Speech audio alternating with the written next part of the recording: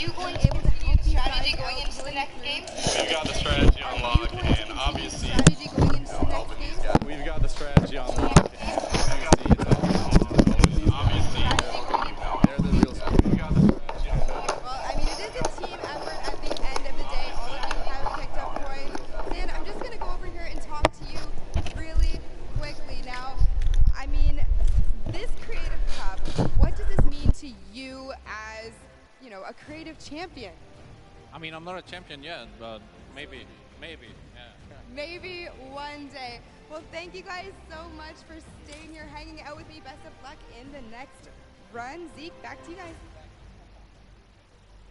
Look at that, the Fish fam ready to go back in. They're already getting their heads back in the game.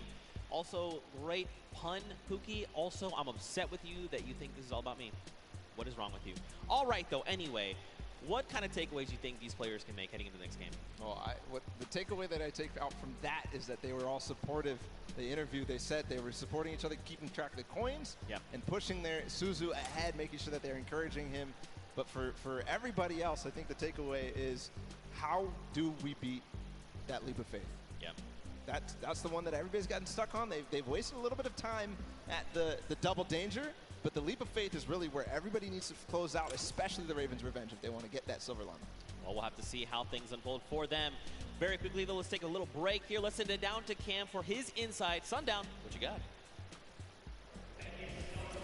Zeke and Bala, and we're gonna take a look at some of the kind of strategy that goes into it. But first, all of these competitors who are here, who are competing in this world run, have had an opportunity to get there. It's been incredibly stressful. There's a certain amount of kind of mental edge you need to get through it. So let's kind of take a look in and how these competitors prepare for what was a world premiere and first appearance ever. Let's take a listen in and how these guys are talking and getting ready for the match.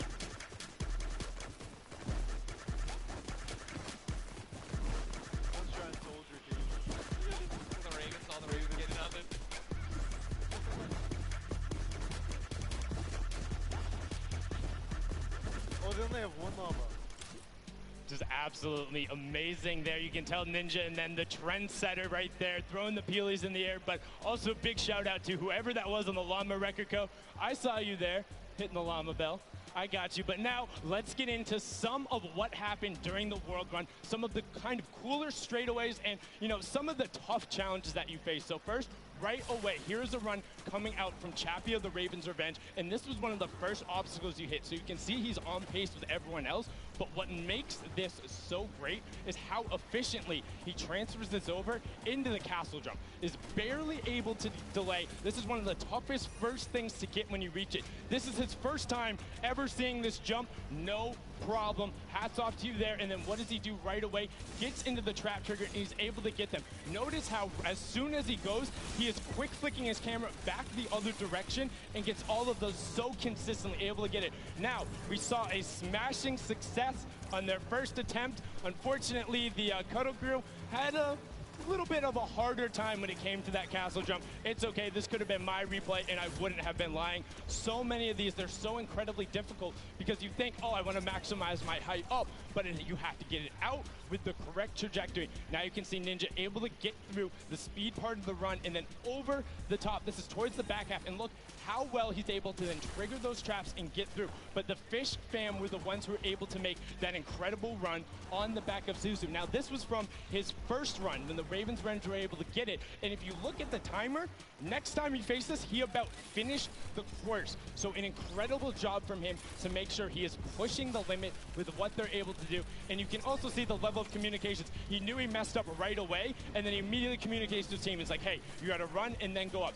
Now you're in kind of that double trouble area trying to get the triggers. And this is where they got held up for a significant amount of time. A lot of the competitors not being able to bait the chaps correctly, and now we're over with the Ravens' Revenge, who were able to power through this. Again, this was from the match number 1, and you can see how he's using quite literally every single space available to him, including the rock, including the jump off the side with the airstrike to then get up to that leap of faith, which is such an incredibly hard challenge. And only having 2 teams full completed it after the 2 runs, when all of these players are such strong, and he's so quick going through it, and he's precise. He lines it up, he takes a step, and he goes. My question is now, between Suzu and Zen, they were so incredibly good last game.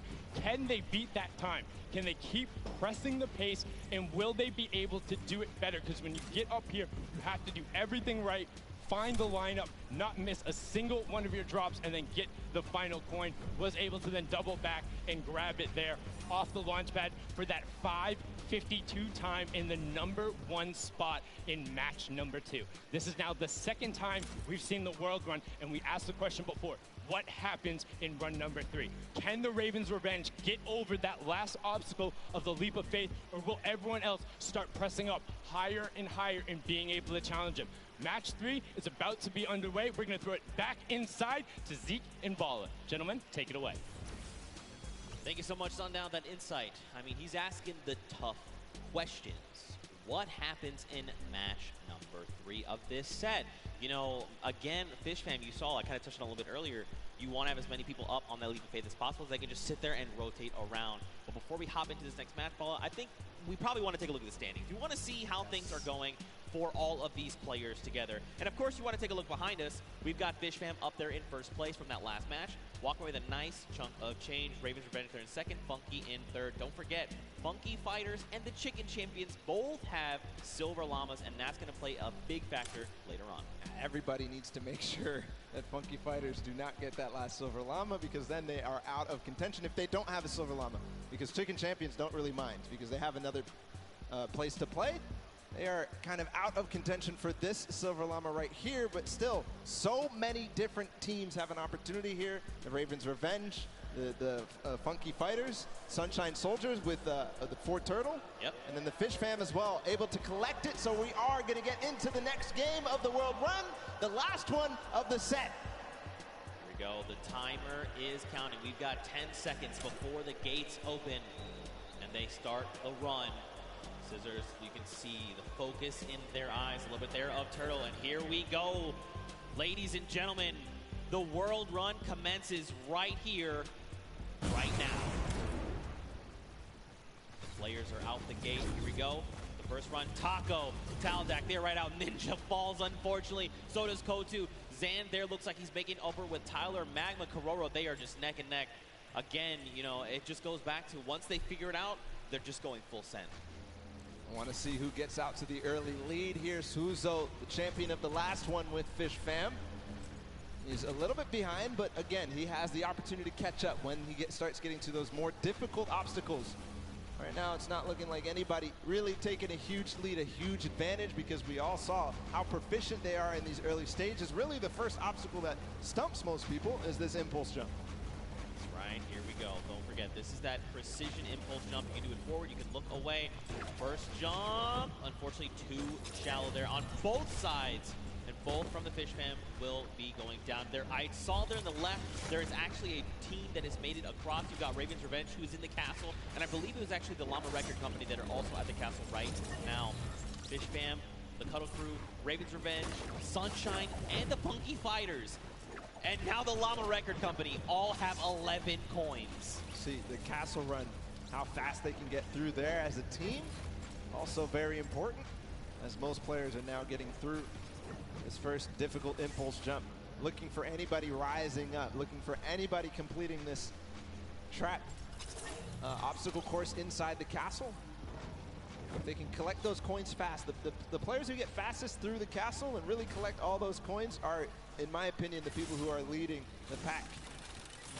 Yeah, I almost think, like, should you just, like, as a squad, grab, like, send one person to each thing and just, like, very quickly grab all four, and then as a squad go up, right, so that you have more chances going through every single challenge.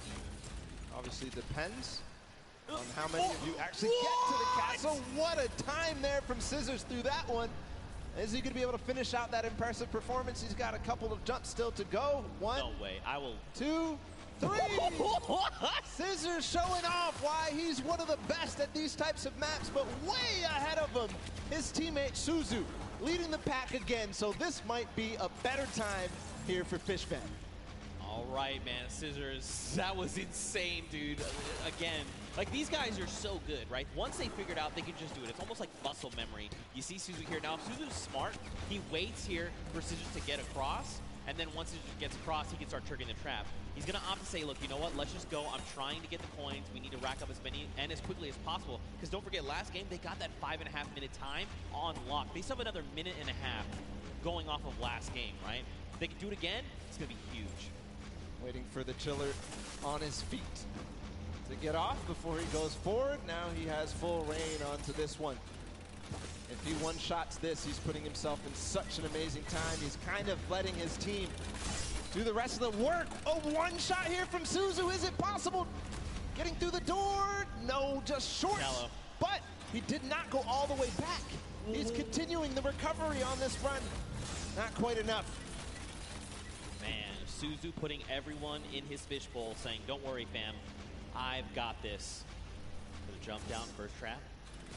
Second trap, hop across, take a step back. Nice. Oh, there's actually someone else there. Is Scissors there with him? This is huge, though, if Scissors is there, because look, they can hop through together. Suzu can trigger this, and then get Scissors there where he needs to go, and then there will be two members trying to get these traps. Unfortunately, too shallow. Making the same mistake there on that bouncer. The speed pad up into the bouncer. You see he's trying to keep his back towards it so that he can make sure he hits the bouncer on the right point that he wants to. Kind of have Zip memorized at that moment, but a lot of teams starting to catch up right now. So, you know, starting to lose the pace that they had in the first game. Ooh, don't slide off, don't slide off. Unfortunately, slid off. Now look, Sunshine Soldiers, they're already at the 28-point mark. So are Raven's Revenge, with Fishfam right behind them. Everyone else is tied right around 25 points. Oh, and look, they actually sent Flytax forward. He's trying to make it to the Leap of Faith. So he's left his team straight to Leap of Faith. That's the 1 point we know we need. Magma up ahead as well for the Raven's Revenge. And the record of the map by Fishfam has gone past. That was 5 minutes and some. And we're now down to 5 minutes left total. Magma making sure that he makes this jump. He doesn't want to waste time. I think he might have the confidence here. Just got to bounce off the wall. No. Short. Not yet all the way through. If he can do this, he is clinching himself that Silver Llama. Stewart, okay. Yeah, these momentum jumps, very difficult, or Neo jumps as they're also called. You gotta be really precise, really, I mean, you have to be very calculated with every single one. You got Chappie over here, you've got Stewart across the way as well. Look, you can see Suzu there too. I mean, there's so many people here that are already at the Leap of Faith. And look at the rest of the teams, right? Even the Funky Fighters, Little Whip, and Llama Record Company, they're at 26 points. They're closing in on that Leap of Faith. Sunshine Soldiers adding their name to the hat of people who are trying the Leap of Faith. Stewart, not quite making it through yet. Magma right now feeling a bit of frustration. He feels the pressure. He knows that he has to try to make this, try to get this last coin ahead of anybody else. Clytax has joined the fray as well from Cuddle Crew. So you can see too, like Flytax is, while Stewart is using his camera, while you jump forward, you whip your camera in the direction you want to start moving. Flytax is doing the opposite. He's actually just using the momentum from his movement abilities, just like his keys, to get him where he needs to go, not even touching his camera at all. Two different ways to approach it. They're both about the same. It just depends on which one you're more comfortable with. Magma here, he's in a good spot. Great ricochet there. All right, just take it easy. Nice. All right, good Almost. Lane. The tires. He's going for it. Yes. He's just going for it. Could he be the first one? No, Sunshine Soldiers have actually already done it with a 6:23, and Raven's Revenge there with the 6:36. So Sunshine Soldiers sneakily got it, but still a great time from them. Don't forget, the first round, they were the only ones at 29 coins. What a close race, though. All four teams who were up there on the Leap of Faith have now completed it. The Cuddle Crew still need one more coin to actually finish the entire thing. Clytax feeling a little bit of pressure. He needs to start supporting his teammates. And then the Llama Record Company sitting at 27 right now. I think this is one of the first times we've seen them towards this double jeopardy, towards closer and closer, edging their way at the Leap of Faith. The Cuddle Crew have completed, meanwhile, just past 7 minutes. So the standings right now are shaking up with all of these teams being so close together. Can't wait to see where it is. Still, every single placement here matters. Chicken Champions, Funky Fighters, Little Whip Warriors, and the Llama Record Company all at 27. Who is going to come out on top in this 4-way race? And don't forget, this really does make a difference, right? They're all competing for prize money, so being able to come out ahead of another team, that's going to secure you more of that pot, so they have to be very careful, right? They have the 2 minutes left, but man, to see all these other teams, 4 of them already get that 3rd coin. Like, you know, we saw that first game, it was like, oh man, Raven's Revenge, the only one at 29 coins, everyone else is not even close. Second game, the story is Fish Fam and Funky Fighters. Now, we've got 4 teams that have gotten that 30th coin. Insane, especially how close it is. Like, even look at Raven's Revenge and Fish Fam, right? Just a few seconds difference. And all that could mean a huge amount when we look at the standings at the end of the match. But meanwhile, nobody yet up to that leap of faith. Oh, actually, Kuto. We saw him finish the game last time for the Funky Fighters. See if he can do it again. He's got 1 minute and 15 seconds to do it. Came in second, just behind the Fish Fam in their record-breaking run. Can he do it now? All pressure on him. And I mean, you gotta look, right? All of his other teammates are still being eliminated, right? They're trying to get up there because, again, just more shots you can take at the leap of faith, the better, right? The more chances you have of securing that 30th coin. So many teams are approaching this leap of faith now. You can see in the background, there's at least 3 teams up here total. Could be also some players who have not yet finished the map from the other teams. As Chappie sits there, Chicken Champions making their approach. I'm wondering, Kororo, if you do this last one, you are going to beat out the Funky Fighters. And that could mean huge placement in terms of the prizing at the end of this. 30 seconds to go. All right, wait, he's made it. Okay, look like down. Okay, it's fine. Small jump. Got it. Last jump, and he's got the coin too. There you go. So the Funky Fighters finish up ahead of the Chicken Champions. Kororo, fortunately, is going to fall shy. But at 29 coins and 5 seconds remaining, I think that's going to be the end there for this. These are the standings as they are. The Chicken Champions come out there. And what an amazing run it was. Wow, 6 teams. 6 teams secured themselves the 30th coin. Night and day situation coming out of that first world run. We got to witness, but look, smiles all around. Again, in case you're just tuning in, welcome to the Fortnite World Cup Creative Finals. These are the very best of the best from the creative side of Fortnite, and they're all joined here by their team captains and facing off for a prize pool. And these games have not disappointed. The World Run, honestly, I take it all back. I thought we weren't going to see a 30th coin. I'm a liar. I don't know what I'm talking about. Nope. They smashed it. These guys are the best of the best. Fish Fam, Raven's Revenge, these guys showed up hard on this world run. Absolutely incredible performances, 2-time finishers all the way through. And now we also have to be able to think about what these standings are going to look like at the end of the day, because it was close, right? Raven's Revenge, that first one, and then getting second, and then getting second again, could mean that they are in contention for that first place here in this set. Yeah, I mean, so Raven had plenty of 29s, right? They came in second, I think, just about every game except that last one. You got Fish Fam. They had the fastest time of 5:25. In that last game, we saw Sunshine Soldiers, though. They had a 6:23. So it depends where they place in those other matches, right? What does that mean for all these standings? Don't worry, we're tallying everything up. We're breaking it all down, and we'll have that for you as soon as we are ready to do so. But, man, the World Run was dope. It was super fun. It was like we were, like, casting golf. Like, oh, takes a shot. And he sinks it. Sinks it first. Absolutely crazy.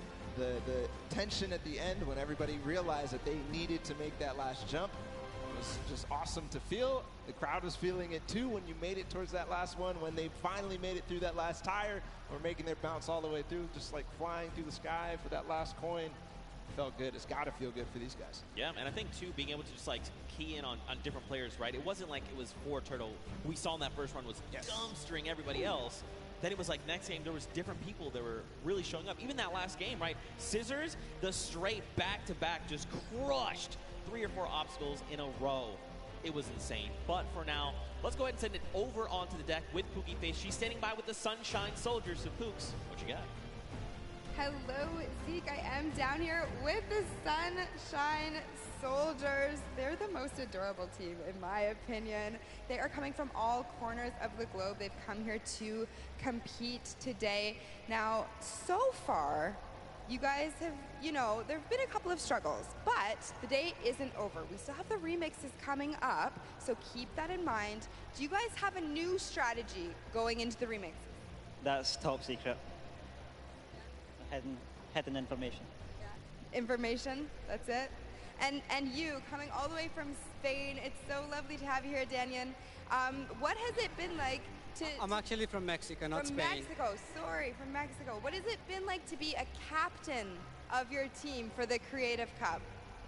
Yo amo a estos chicos, en verdad creo que no puede tener mejor equipo, estoy demasiado contenta de tenerlos conmigo y estoy súper feliz por la experiencia. I feel really happy. I couldn't have a better team, and I'm super excited about this experience. That's incredible. We love having you here. Thank you so much. And I'm going to come over here and talk to you super quickly. Now, you're one of our youngest competitors. So being here, seeing all of your idols today, that has to be exciting. When you told your family that you were coming here to compete at the Fortnite Creative World Cup, what did they say? They were just super happy for me, and they was really excited, and yeah. Do you want to keep competing in these massive Fortnite events? Do you love this? Yeah, it's really good.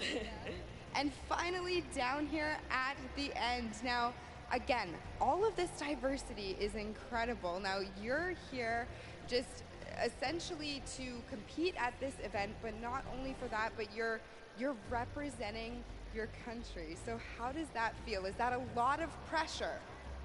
Yeah, there is a lot of pressure, and it feels amazing. Even though there's the pressure, it also feels great. Well, you guys are doing an incredible job. Best of luck to you in the remixes. Gonna throw it right back over to the casters. Man, Pooks, you are not lying. They are adorable. They're all so happy to be here. You love to see it. Man, the Sunshine Soldiers again. Mad props to them for coming in with that 6:23 time in the last set of that match there. Again, though, 6 different teams, all with 30 coins. What does that mean for the standings? That means basically it's anybody's game, right? That just means anybody can take this because everybody really was pushing the pace. Everybody was making sure that they were in towards the top. It was basically shaken up from top to bottom, except maybe the top 3, right? Yeah. Raven's Revenge, Funky Fighters, Fish Fam, all these guys completed their runs and placed highly in the other ones. So I think that they have a good opportunity here, but still, anybody's game, just like you said. Yeah, I mean, for sure, we have to look at things like Raven's Revenge, right? They had fast, they were 29th in their first game at 29 coins coming in first. They had a second place as well, and then they managed to get themselves to 6:36 time. Let's go ahead and take a look at some of these replays that we kind of watch over the course of these games. This one specifically is coming out of the Sunshine Soldiers. They did, in fact, win this last match here. But again, just look at Stewart. Look at the precision again. The leap of faith. It's crazy because, in just looking at it, you're like, that doesn't seem so bad. Oh, it's so but difficult. It's insanely difficult, the precision jumps you need to make. To maneuver yourself through that. He actually made that in one hop. Everybody else was stopping before that. He went all the way to the tire and jumped over. The reactions there in the background from that team. Absolutely incredible performance to come out on top in that one. Just perfect execution on that last one. Yeah, for sure. Especially when these precision jumps, these tight jumps like the one around the wall that you can't even see. You just have to know in your head, I know where I'm going to land when I come around this corner, because it's not something you have eyes on. And once he's been able to do it, he's like, okay, I know the jump that I need to make every single time. But ladies and gentlemen, you guys got to get ready because we're coming down here to the wire. We are very close to knowing who are the set winners from the World Run. Everyone gave it their all. Man, did they show up huge. I'm not disappointed. That was so much fun to watch, especially coming off of Sky Station to then Junkyard Juke to this. Just 3 almost completely different creative game types we got to see today. Yeah, we're putting them through the ringer. They have to do all sorts of things. They have to show off how versatile they are. And in the World Run, they showed it. All the teams who did compete and play in the World Run to qualify for here ended up showing off really well. Obviously, the Fish Fam with Scissors and company, they had probably one of the most difficult elimination runs ever. Yeah. So clutch to be able to perform here. I think we have the standings. I think we have the winners of the set. It's gonna be Fish Fam. Congratulations to the Fish Fam. Look at them. They just want to get back in. They're not even ready to celebrate. They are the winners there of the World Run, and there he is. Fish Stick is walking out with the Silver Llama, ready to present his team this coveted. Look at this thing. It's so shiny. All right, I'm going to go down there and steal this, actually. I want this. I mean, anyway, there you are. The Fish Fam are being presented with the Silver Llama. Look, they're like, yeah, baby, let's go. We got that. That's ours. Well, congratulations, guys. There's the Silver Llama for them. But all focus for them is on to the next matches, because we've got a couple more to go, and it's not over yet. We've got your remixes coming up next. We've got your Golden Games. Now, first, hold on, Paul. Let's take a look at the standings. I think first, after that last set, look at this. Fish Fam come out on top. Going out of tiebreakers, they're the ones that are victorious, and they walk away with the Silver Llama. But the Ravens Revenge, man, they were putting in a lot of work there, also getting themselves some prize money as well. Sunshine Soldiers there in third, and then the list goes on again. Keep an eye on those Silver Llamas. These are the guys that are in contention for that final prize pool. Now, if you're one of these teams with the Silver Llamas, you need to secure the Gold Llama, because that is going to come. That's going to be the ultimate tiebreaker. If your team has that Gold Llama, you walk away with the win, especially because it's kind of divvied up amongst other teams. Yeah, the Golden Llama being that ultimate tiebreaker. So the next team to claim it, the first team to claim it, as we see the Fish Fam with their Silver Llama, the first team, the only team to claim the Golden Llama is going to walk away as the champions here. Yeah, for sure. I mean, look, you kind of teased it a little bit.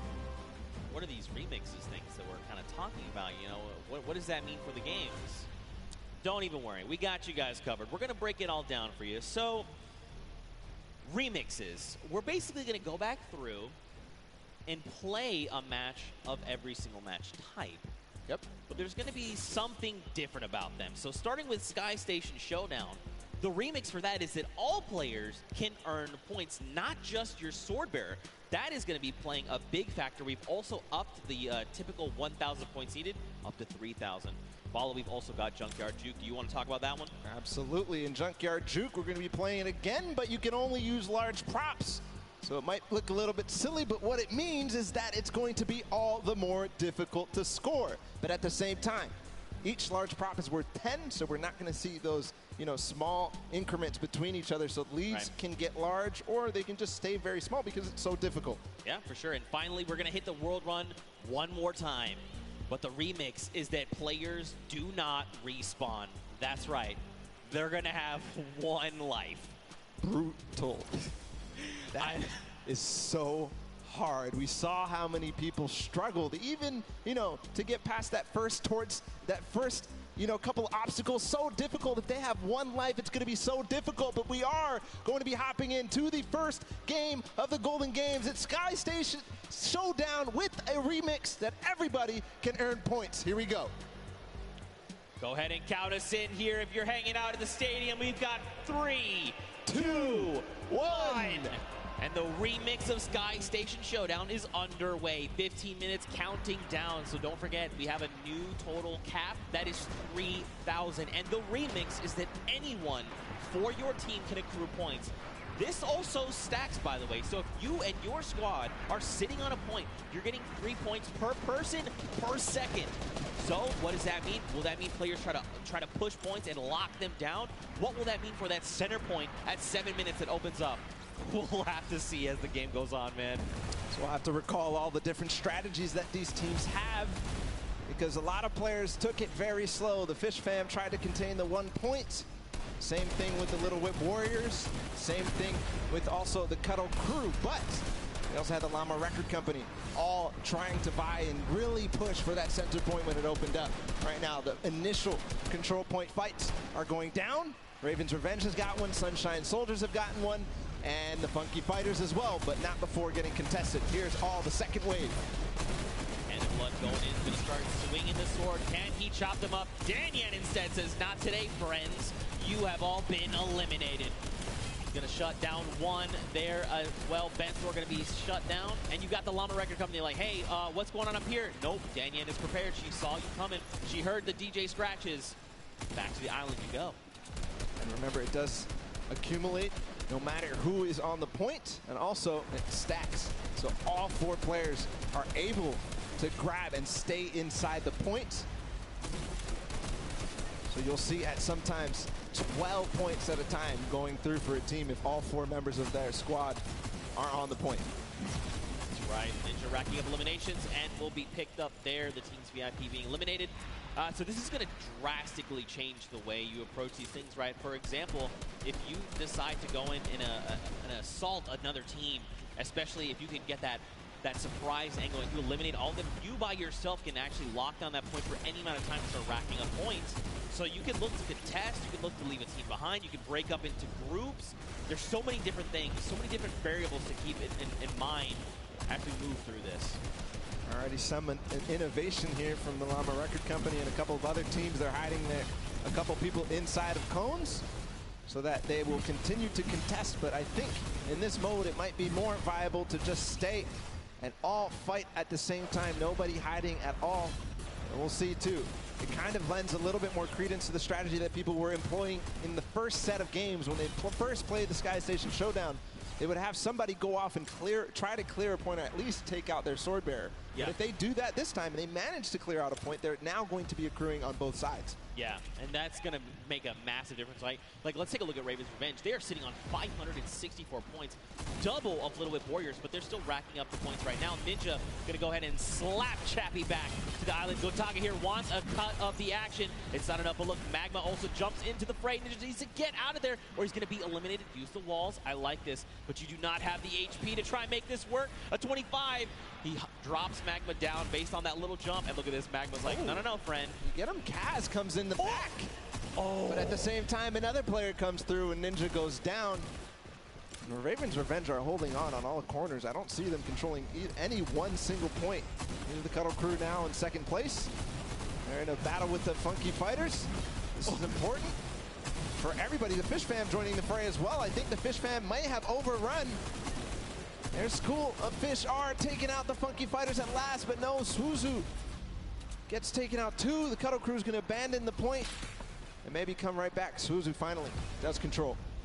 A brief moment, but not too long later, Tomoya says, hello, I would like the red point, please. And now we've got the Fish Fam over here. Suzu is by himself. He's got a bunch of eliminations. The ball of the Cuddle Crew is coming up. They're trying to wreck him. He picks off Sandy, but unfortunately he does fall as well. That was terrifying. They all came over the ramp at the same time. If you're just joining us, increase the score limit up to 3,000. So if you're wondering, the Raven Revenge, they still got a ways to go, even though they are in the lead as it stands. I'm also keeping my eye out on the Llama Record Company. They're down at 300-ish points. They're going to claim 300 right now. And what they do, they always wait until the last moment, until that D point, the last point that opens up in the center, and they make a concerted push. I think that may be very, very strong, because in the first couple of games, as the Fish Fam, or as the Little Whip Warriors trying to make a push here, they're going to get shut down. The first couple of games, they just controlled it. Every single person was on that D point at the same time. They built their entire base out at the perfect moment. They were waiting for the time to pounce on that last point. Still 2 minutes until that starts to spawn. Oh, he's going to launch the Little Whip Warrior. He is, in fact, going to shut down Taco. Look at this across the way. Magma gets picked off, and the Little Whip Warriors are back on the green point. Dude, I'm very curious to see what happens when that middle point opens up, because don't forget, it's 12 points per player of your squad on that point if you're uncontested. So you could very well see an entire squad say, the moment that's ready, jump down. We're just going to try and get a massive influx of like 48 points. Could happen every single second down there. It's going to net you that, so has to put to an end immediately. It seems that this point right here keeps getting under contention by like multiple teams. The Fish Fam, Funky Fighters, and of course the Cuddle Crew, who get cleaned out. So they're not earning anything really if one team ends up coming out on top, but then it all happens again. So maybe some timing issues here in terms of synchronizing the push on this point specifically. Yeah, I mean, this gets way more hectic when anyone can score points, right? And the Fish fam have been doing a great job sticking together, going in as pairs, duos, if you will, and trying to shut everyone down, but that's only going to get you so far. It kind of breaks down, too, when everybody can score, because there's so much that more important. If you're by yourself to stay on the point, in the previous iterations, if you're by yourself, you get off the point, because you can't even score. But now you have to stick around. Look at the slaps coming out. Lachlan does take out Scissors, but does fall as well. Now Clitex is just trying to get back into the fray, get himself those height with the impulses. And now don't forget, they have a limited number of builds. It's about 100, I believe. But right now, man, you just need to be turning your attention left and right, trying to eliminate as many players as you possibly can. This remix is shaking the very foundation of this mode. And Clitex goes in, he's going to start trying to take him down. Did not go his way, though. See, this is what I'm talking about. Finally, the Fish fam control this point that the Kutta crew and Funky Fighters were fighting for so hard. And they control it with all 4 players, so you can see their score rising significantly every second there. At the same time, the Llama Record Company with an evenly timed push as well, but Rubius comes in. Chicken Champions take out 1, but I don't think that's going to be enough. I think the Llama Record Company, no, they don't hold. Or do they? Or do they? That is the question. It looks like, unfortunately, the answer is no, as the Chicken Champions are rolling in on the Sunshine Soldiers. Attacks are going off left and right, but Danyan is just it's just not falling. Just keeps eliminating left and right, getting a little bit outside. The timing of that push from that took out the Llama Record Company might have actually worked out in their favor, because they're all going to respawn together. 5 seconds for this D point to spawn. You can already see they're hunting. Hand of Blood, Rubius, Carnifex, they're all going for it because they know the importance. If they can all stand in there at the same time, all the impulses come through before anybody can even build a base, build some protection against them. It's pure chaos down here on the D point. And look, if you're another team on the outside looking in, as all these players are just jumping in toward that center point, you do what Gotaga is doing. Let them all fight it out. Let's just sit on the point. No one seems to be paying attention to the fact that we're about halfway through what we need to win. Let them all fight it out. Don't make any sudden moves, right? Don't be the distraction to have someone go, oh wait, there is a point up there.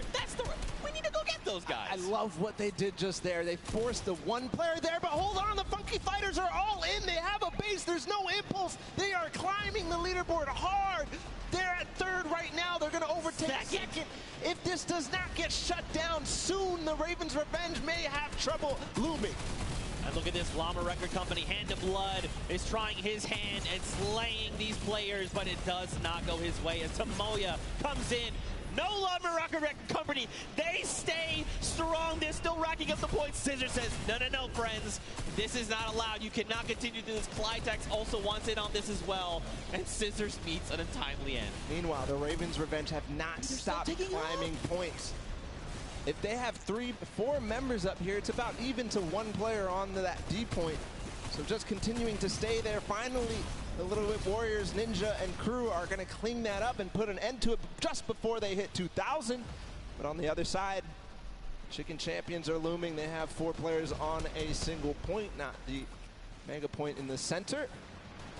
See what's going on with them. They're all lurking. I don't think anybody really is too worried about them, but you know, with all 4 players here, it could all of a sudden become a nuisance. Back down on that center point, you got Hand of Blood trying his hand again. Did not go his way. Kotu is here though for the Funky Fighters. He was able to rack up a small amount of points, but still, every little point you can gather is going to make a difference going in the end. And look, Gotaga and Ravens Revenge are back on the point, but so are the Funky Fighters. There was 3 for just a moment. Chaos is down, just breaking out down on the center point right now, Bala. What is this? Literally every single sword bearer and almost every single player here from the Llama Record Company is using those tactical shotguns and getting in. But again, the Ravens Revenge are on point with 4 players, just shooting down, throwing impulses where they can, and just making sure they're accruing all those points. Meanwhile, the D point, nobody has gotten anywhere since the Funky Fighters were left there for so long. It all depends how this all unfolds. Hold on, they're trying to get a base. I think they might finally break through. No, they lose and trade off evenly every single time. 4 minutes left on that timer in Bala. These guys have been uncontested. It's just now that the Little Whip Warriors want to try and make the push. But look at Gotaga. He's literally just slicing through all these ice cream cones. I was going to try and say hot knife through butter, but this is ice cream. It doesn't quite work that way. It's crazy how nobody except the Little Whip Warriors are trying to contest the Ravens' revenge right now. They are sitting on the point by themselves with 4. But again, the Funky Fighters in the center with 4 players. They are not even making any noise. They're not showing that there's anybody there. They are rising so fast. Finally, ForTurtle comes in. He spots them out, but that's not going to be enough. They shut him down immediately. They're still on the point. They need to just box this up. They need to bunker down. Look at this. They just overtook the first spot. Someone needs to do something about this. Guys, they're taking up this again. could be the you have end. to go in the This center. could be the end. They get it. Oh, my God. Funky Fighters again take the win here on Sky Station Showdown, the first match of the Golden Games. And that is a huge victory leading into the rest of these. Just unbelievable. For so long, Gotaga and Ravens Revenge sat on the green point completely uncontested. And then for a moment, everyone forgets about the center point, and that's enough for all 4 members of the Funky Fighters to sit on the point and just rise above everyone else. And by the time everyone could kind of figure out what was going on, it was too late. They stole away the first golden game. Ridiculous that nobody was able to spot that out. It seemed like ForTurtle was going to say, okay, guys, they're all on the point. Everybody start doing everything you can to stop them, because he saw all 4 members. They went from less than 1,000 once the D point was out to all the way up to win. And it was 400 points between them and the Ravens Revenge at the end there. Right. But you do have to also think about who else came very close in second. Ravens Revenge, who's in third. We'll be able to find out in a bit with the standings, but just an unbelievable performance there from the Funky Fighters to realize exactly what must be done. That was the second time they completely boxed up that entire D point. Yeah, and just completely uncontested. But that's it for the first of 3 golden games. And for the Funky Fighters, they secure that win. But for now, let's send it back over to Pookie. She's standing by with the winners. Pookie, down to you. Thank you so much, Zeke. I am down here with the Funky Fighters. Another victory. I feel like I've been talking to you guys all day, but how did you find that remix game? Because those rules were a little bit different than what you were used to. So what was your strategy going into that one, Huzi?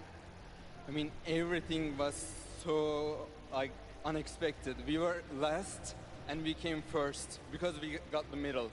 The point system, because every player gets points, and so we win. It was so exciting.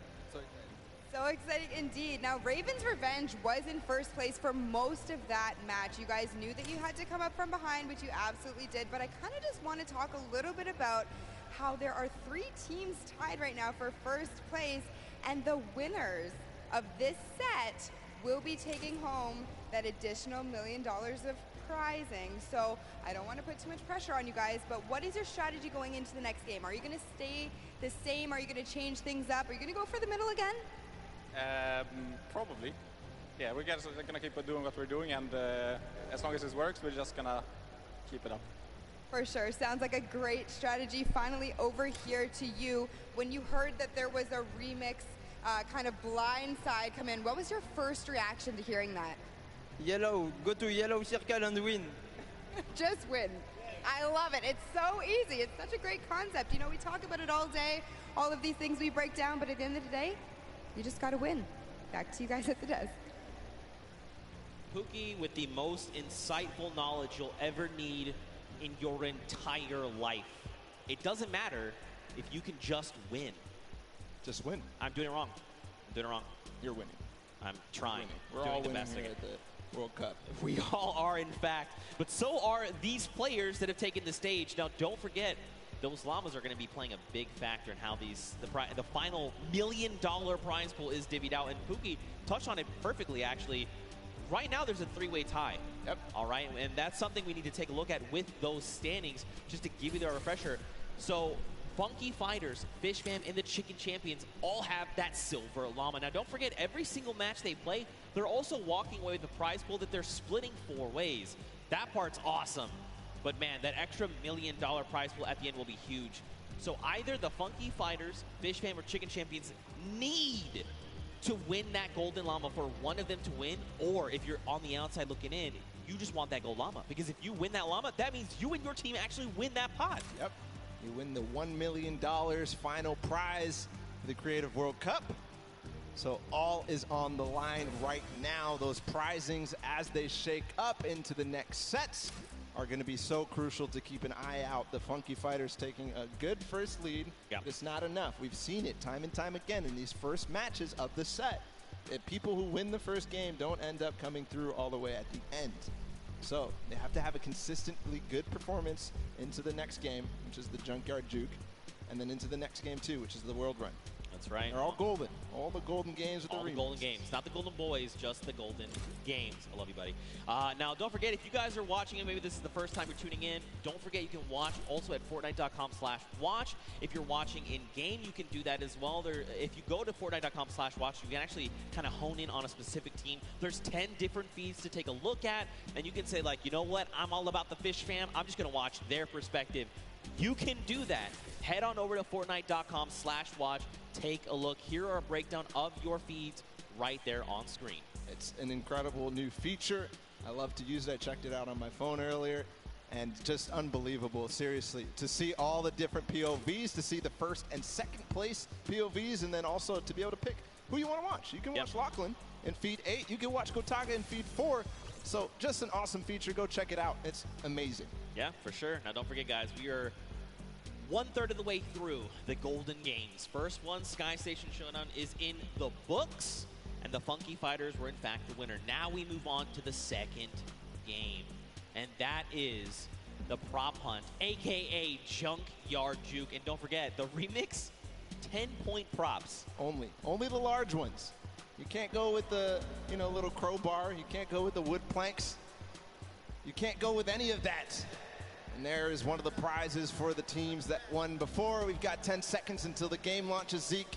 It's the second game of our Golden Games here, guys. It's time. 2, 1, the game begins. Now, just a refresher, we can only be 10-point props. So let's break down what these 10-point props are. You've got a snowman. By the way, there's no snow anywhere else on the map. You've got a Christmas tree with the gold bomb on top. Nope, that sticks out like a sore thumb. A giant gnome? Well, I mean, it kind of blends in depending on where you stand. If you hide something that's behind something that's blue, you can make the hide. A giant teddy bear. You've got the target. You've got the rusted out car. I mean, you've also got the giant dumpster. So, as you kind of scan your eyes across the map, you can see things like the dumpster, the rusted out car, the target. These are things that could be... Whoa. All right, Kaz. All right, this guy is... guy's got the eyes of a hawk. But these props are going to be... They're going to stick out like sore thumbs is what I'm trying to get at. Yep. And a little... Ooh, Kaz. Awesome. You see his reaction. Yeah, even Kaz is like, ooh. Like, wait, Scissors was there. He is finding everybody right now. Good vision. And it is interesting. You got to make sure you know who the guards are at the beginning of this. It's the Little Whip Warriors on the bottom level. They're clearing out the house right now. They're making sure nobody is approaching. Only 4 teams have scored right now. Oh, trying to find people. There was definitely someone back there that was. There's not supposed to be 3 trucks back there, I don't think. But in playing this, the best way to kind of go about this is every time that those blinds come up, you want to instant reload right then on the spot. Yes, you can try to make blind fires. Unless you're certain, you're like, no, I know where my crosshair is. That's a player. Take the shot. Absolutely. But when those blinds come up, you want to reload. You want to have as many shots as possible before that next, I guess, shade comes back up, right? And the Ravens Revenge beating the other guards, by the way. Nice shot there from Taldak. Yeah, you mentioned when the blinds, I've been calling it the black, when the black comes up, take the time to reload and make sure you're taking the time like Taldak to stop and try to remember exactly what you saw. Don't move your POV, don't move your camera at all. As you try to recognize exactly what changed, you've got to use the uptime of your vision to take as many shots as possible to clear out what you think is possibly a prop. That player came down from below because he hit one of those springboards. Ayuzi moving forward, Zand as well. They're all going with the targets. Ayuzi gets in just barely because Taldak missed his shot. Man, this is really good for the Funky Fighters. They've taken themselves a nice early lead. It's only 20 points, nothing substantial yet, but if they can do this every single round, again, another big prop going in. They're at 30 points ahead of the pack, and the only 3 teams behind them, Fish Fam, Cuddle Crew, and the Chicken Champions. And look, time is done. So that's it. So don't forget, Raven's Revenge, they have already been guarded. So going forward, all they have to do is try and rack up points. This is going to be huge going forward. The round is going to reset. We'll get 2 new guards on deck. You've got the Chicken Champions and the Funky Fighters. So now they can try to lock out other players from scoring. And it depends on how well they do, right? Because again, these are big 10-point props. There's a lot of them as well. You know, the props outnumber you pretty substantially. And if you recall the first game where the Ravens Revenge were actually in second to the Funky Fighters. So like you said, being able to take your time and make sure that you know exactly what you need to do kind of gives them a little bit of an advantage. But the Funky Fighters really did come out to a huge lead in the first, scoring 5 points, or 5 total. See if they can hold it down right now and keep the lead as it is. The Chicken Champions at 20 are not going to be able to close the gap.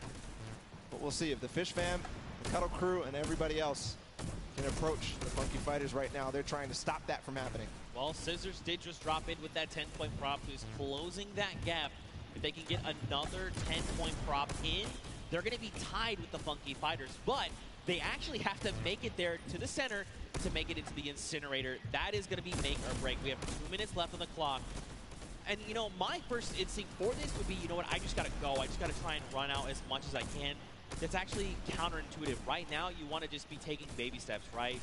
Just making sure you can secure those points is crucial. All the players right now, you can see them down below trying to get the shots as possible. They're racking up the eliminations right now. I don't think Fish Fam may have gotten one through. Taldak gets one through. That's going to even the gap a little bit. There's the Funky Fighters again, just blind shooting through the black.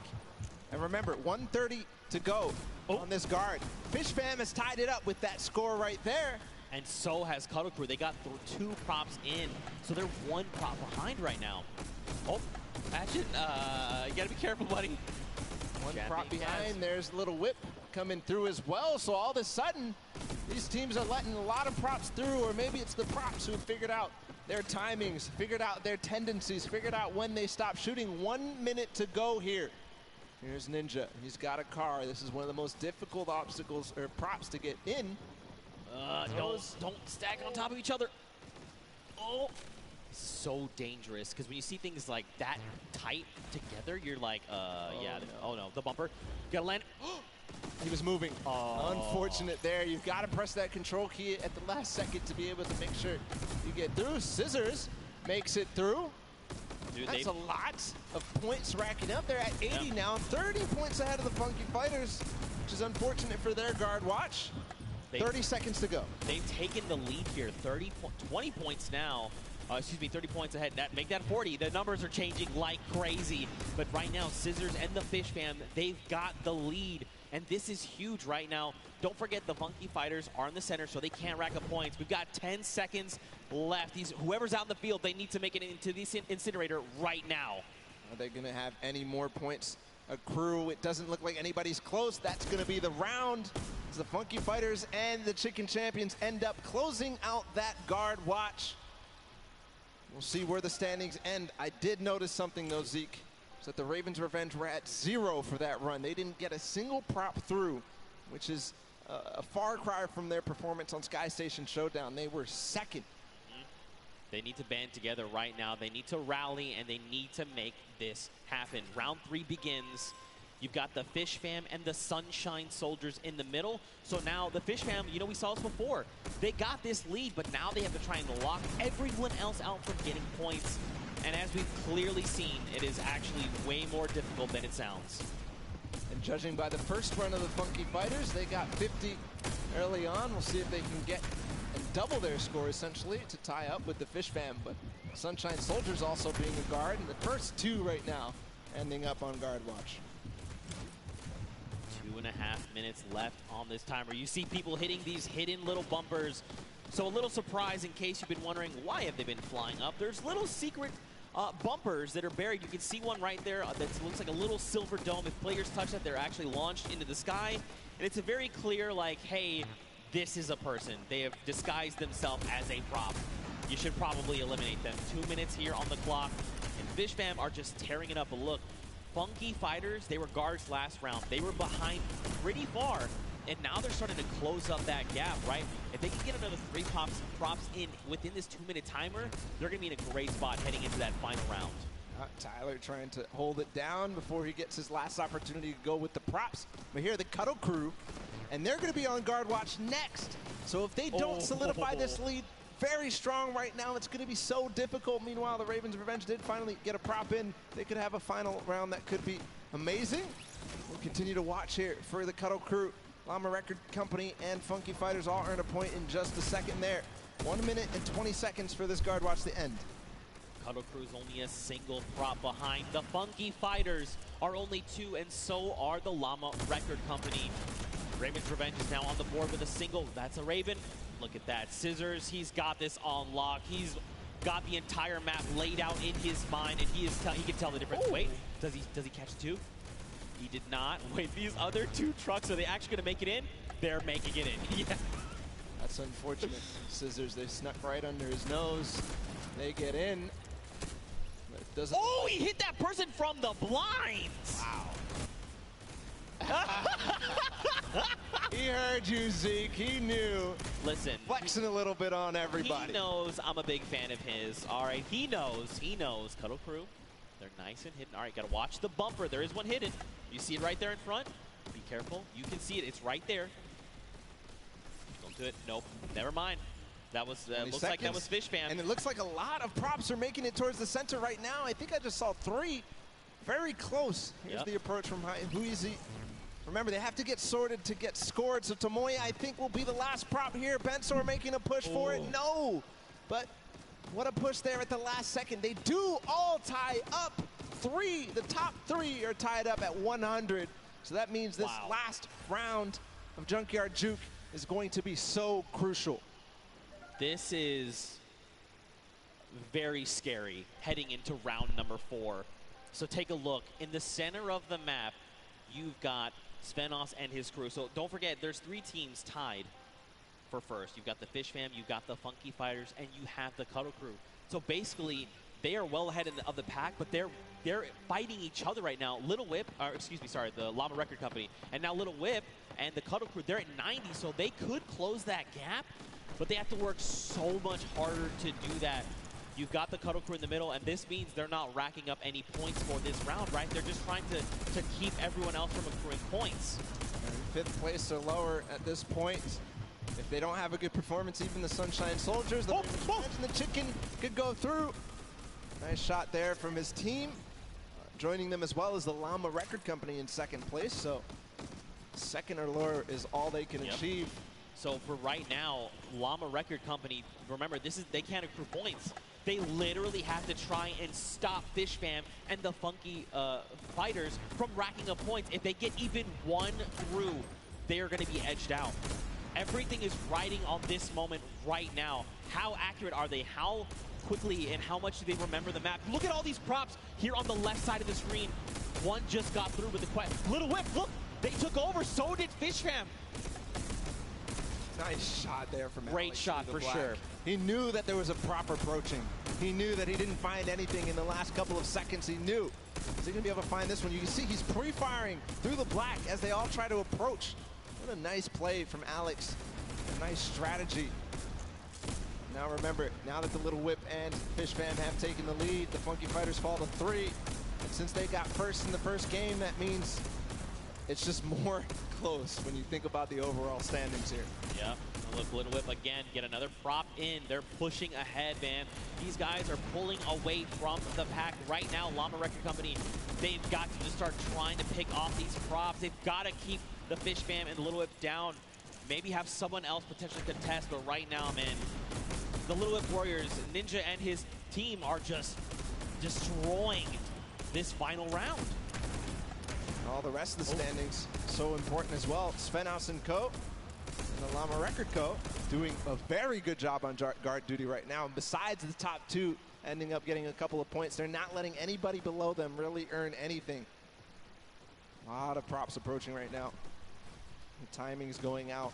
Ninja gets in with the car, scores, and that just solidifies the lead even further, but I think Fish Fam scored. No, they didn't. Look, first place to Little Whip Warriors now. There's no tiebreaker involved. 20 seconds to go. Can anybody else score? You just got to go. Do not jump. You just got to go. That's right. Oh, okay, there's another round of points coming through. Little Whip at 150. And look, Taldak's right here. That's going to put him at 160 with 10 seconds left. That's the win for sure for the Little Whip Juke as the timer expires, as Ninja scores in the final moments, as well as Taldak. The first win for the Little Whip Warriors, and it couldn't come at a better time here, Zeke. That's right, man. Look, don't forget, those Silver Llamas are scattered right now. This puts them in a great spot. If they can get this world run win, they could secure themselves that gold llama, and out of nowhere, they could steal away the victory from everyone else around. A fantastic showing of the Little Whip Warriors, man, dude. They came out of nowhere. They were just on it. They flipped the switch and they said, you know what, we're getting all these props in, and we're just gonna get pulled away from the pack. That's what happened. Perfect play. At the beginning, they had the guard defense. They didn't let anybody get over close to, I think the Ravens are, no, the Ravens had 0. I'm thinking of the Funky Fighters had 50 in the first run. Yeah. But nobody else really did anything, and the Funky Fighters ended up starting to slow down. They didn't manage to keep up their pace. Little Whip Warriors took perfect advantage of that. Yeah, and I mean, you could just kind of see that they were very calm, coolly collected in the whole thing, right? They just kind of navigated the map correctly. You kind of saw it happen a little bit, but there was almost like this clustering that happened. You know, when you've got 3 rusted cars right next to each other where there clearly is no rusted cars at all, you're like, okay, well, these guys are very clearly props, right? They figured it out eventually, though. They did. Separate, approach all in different waves, use the props at the front to kind of, you know, protect so that the guys who are just barely behind you can then make their approach and get 2 points at least, or at least 20 points in this remix version. Yeah. But great performance for Little Whip. Again, couldn't come at a better time because that puts them in contention for this Golden Llama. And that's the bonus. That is the win. That is the win condition for this Creative World Cup. Well, I think the only thing that we need to do right now is send it down onto the stage. I want to hear from the Little Whip Warriors, so let's go over to Monster, who's standing by with them right now. All right, so I'm going to be honest. I thought early on the Sky Station Showdown, Ninja Squad specifically, was going to be dominating because of the fact that, you know, the way the qualifiers worked, you guys were out there running shooter trials, and you were struggling. But you guys are finally finding your stride. So let's just touch on it. How does it feel to be in the running? Now you finally got a victory. You're so close. The Golden Llama's on the line. You guys are so close. What do you think about this? Honestly, kind of relieved, to be completely honest with you guys, because, I mean, we were kind of nervous the first 3 sets. I mean, we were not doing the best, but now we're here. So, I mean, hey, we're in the running, and that's all that matters. All right, so you're in the running. You want to hold this lead, but more importantly, what team do you guys feel you need to shut down? I think it's the Funky Fighters. Is there any other team that specifically, I know we started off, Ninja said the Ravens Revenge, but I don't know. I think things are really shaking up. What squad out here is surprising you so far? Dude, those Ravens, man. Like, yesterday we were fighting with them all day. We got the edge on them yesterday, but today they came out and really surprised us. And there you guys have it. So, as you can see, easily things can really shake up here, and just like that, suddenly, it's anyone's game to win. Ninja Squad can take it for all we know. Well, we'll have to see, because we have a single golden game left. And in case you've forgotten, it's the World Run. And the remix is a single life. That's so brutal. You can't even, like, we can't understate how difficult that is going to be. I mean, especially when everything is on the line here. Everything matters. Everybody wants to get first in this last match. That's right, and don't forget, I mean, we've been bouncing around, right? We started on World Run, we saw 6 teams of 8 rack up to 30 points, but then we moved to Sky Station 4, so now you're like, okay, my mind has to go there and be ready for that. Then you're like, okay, we'll have to move again. So these guys may not be in a, you know, once you've been doing it back to back-to-back, almost built up that muscle memory. They may not have that based on this. Yeah, we'll have to see, man. Very true. You're kind of rusty when you move on to the world run after these last two. Right? There's no mechanics in Junkyard Juke are the same at all in the world run. So we'll have to see if they still are warm for that. Yeah, but hey, you know what? If you want to play this thing, don't forget they're actually in game right now. They're available as LTMs. Play them through the weekend. You've got until Sunday. If you want to check them out, give them a try. I'm telling you, they are super fun. If you get more coins than me, I got 14. Hit us with the hashtag or tweet at me. That's fine. I'll hold the L. I respect it. I respect it. I'm not a death runner. I'll be honest. I'm not much of a BR player either. I'm pretty bad actually. That's why Sundown carries me pretty much the entire time. But again, man, let's focus in on these games. Don't forget. Let's not talk about how Gold Llama. That's what's on the line right now. I think Ninja just actually found out but the remix was there. It was like he did something he was surprised. He was like, wait a minute, what? No, definitely should have known before, but here we go into the world run. All the players are loading up and getting ready. It's so important to make sure that everything is perfect because you have one chance, one opportunity here to make a difference. If you mess up, it's over. That's right. So I'm looking for 4Turtle. I'm looking for the players like Scissors, Suzu, who completely clutched up for the Fish Fam, both of them together. And really, it's not on the shoulders of one player. Even more so. Right? We talked about it earlier. The entire team needs to perform. But here, when they could be going out early, everybody needs to step up. Every single person. That's right. This is it. The final opportunity to try and claim the Golden Llama and take a slice of that final $1 million prize pool available to the winner. And of course, let's not forget the World Cup Creative Champions. The time is now. Here we go. The game is about to begin. If you guys are here watching from the stadium, let them know you support them. Let them hear you right now. Let's hear it for all these teams. That's what I'm talking about. They need your energy right here, right now. 10 seconds before we hop into the game, don't forget it's World Run. That remix, a single life. Who is going to come out on top right now? It's anyone's game. See who out of the gate as they open right now. Who out of the gate is going to go down? How slow are they going to take this? You can see everybody does not want to move. You can cut the tension with a knife right now. Here, MSYB is going to be the first to go. Danyan in the back as well. Everybody staggering their players so that they know what they need to do one by one. Heard some traps. MSYB, there he goes. Gets the first couple of coins and everybody at the same time. Funky Fighters have 6 right now. What a run so far from MSYB, not missing a beat. Well, the Funky Fighters are already off to a strong start. Oh, no! MSYB. Oh, an error was made there on his part, but it's okay. He still got his crew. They can still make it through. Funky Fighters are still racking up the points. They're going to pick up their 10th right here, right now. This is literally, I'm telling you, man, this is where this precision jump comes through. Come on. Photo. Two players made it. So here through. Actually, right, no, let this, don't even, just let the whole thing reset. Yep, take a step back, let it reset. Is every single one of his teammates down in the bottom left? Yes, it is. It is all on the back of Kotu right now. He's got to make it through. The tricky part of this is he's going to get this coin, but now he has to go back through. That's not the coin to go for then. That was not the coin to go for, but it's okay. He's committed. Come on, you have to guarantee trigger these. Do not fall. Third set. Fourth set. He's through. Okay. Oh, dude, my heart is beating out of my chest right now. This is so just tense.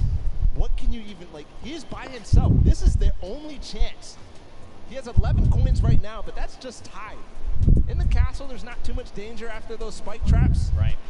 So we can move forward. They have to make sure they grab every single coin.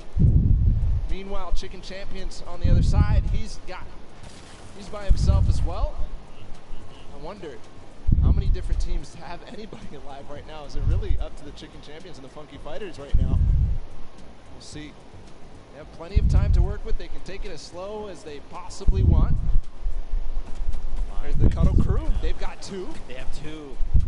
Ravens Revenge looks like they have one player as well. Okay, nice. The coin is picked up. There's only one left here. So remember, 14 is the maximum. You can get to the next level. And the castle is the halfway mark. Just got word that Fish Fam actually has 3 people up. Only 10 coins for them. So maybe taking things slow, letting things play out, and seeing how the other teams do. Because really, the time is not of the essence in this case. Until the very last player. There's Fish Fam. One did go down in the meantime. This is Tyler. Suzu is down, which is crucial because he was the player who was a speed demon. But again, it's not speed that matters, it's execution. Here he's going back through. Can he make it? Most dangerous part of the castle. Nice re-trigger. He's through. Okay. All right.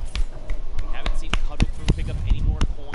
Maybe they're still alive. Maybe they've been eliminated. The castle, I mean, it's pretty hard to be eliminated in the castle. The only way really is in the traps there. You've got the funky fighter. Look at this. Lachlan. Oh, no. He's crying his eyes out. Wait. Guys, if you want Lachlan to go for this, you got to give it up to him right now. If you want Lachlan to go for the jump, Lachlan, you got to go for it. There has to be a Lachlan chant. Lachlan, Lachlan, Lachlan. Come on, you have to go. Look, but the thing is, he's talking it through his team. He's like, look, what do I have to do? What do I need to make here, right? And this is good, because remember, they have 6 minutes. They, like you said, they can take this as slow as possible. But again, this is going to come down to these last moments. So Fish Fam actually, right now, they're leading the pack 15 points. That means they're up on that next tier. And there's some pretty treacherous things happening up there. There you go. It's Zan and Tyler. They're through the castle. That's why they're all dancing right now, because they know they're starting to be at the hardest part possible, and they know nobody else is here. Based on their coins. Here we go.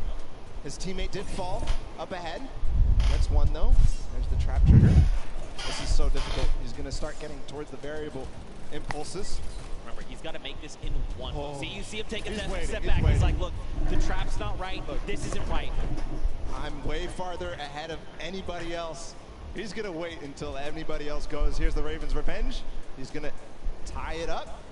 There you go. In terms of Ravens Revenge don't have anybody else, so he can't get to that other lane to collect those coins. Right. Which is crucial. And don't forget, if he got here by himself, too, that means there was that extra coin, remember? Because there's 2 lanes. He left one behind. So there's more pressure on him right now. The scissors. That's what Scissors did in that game before.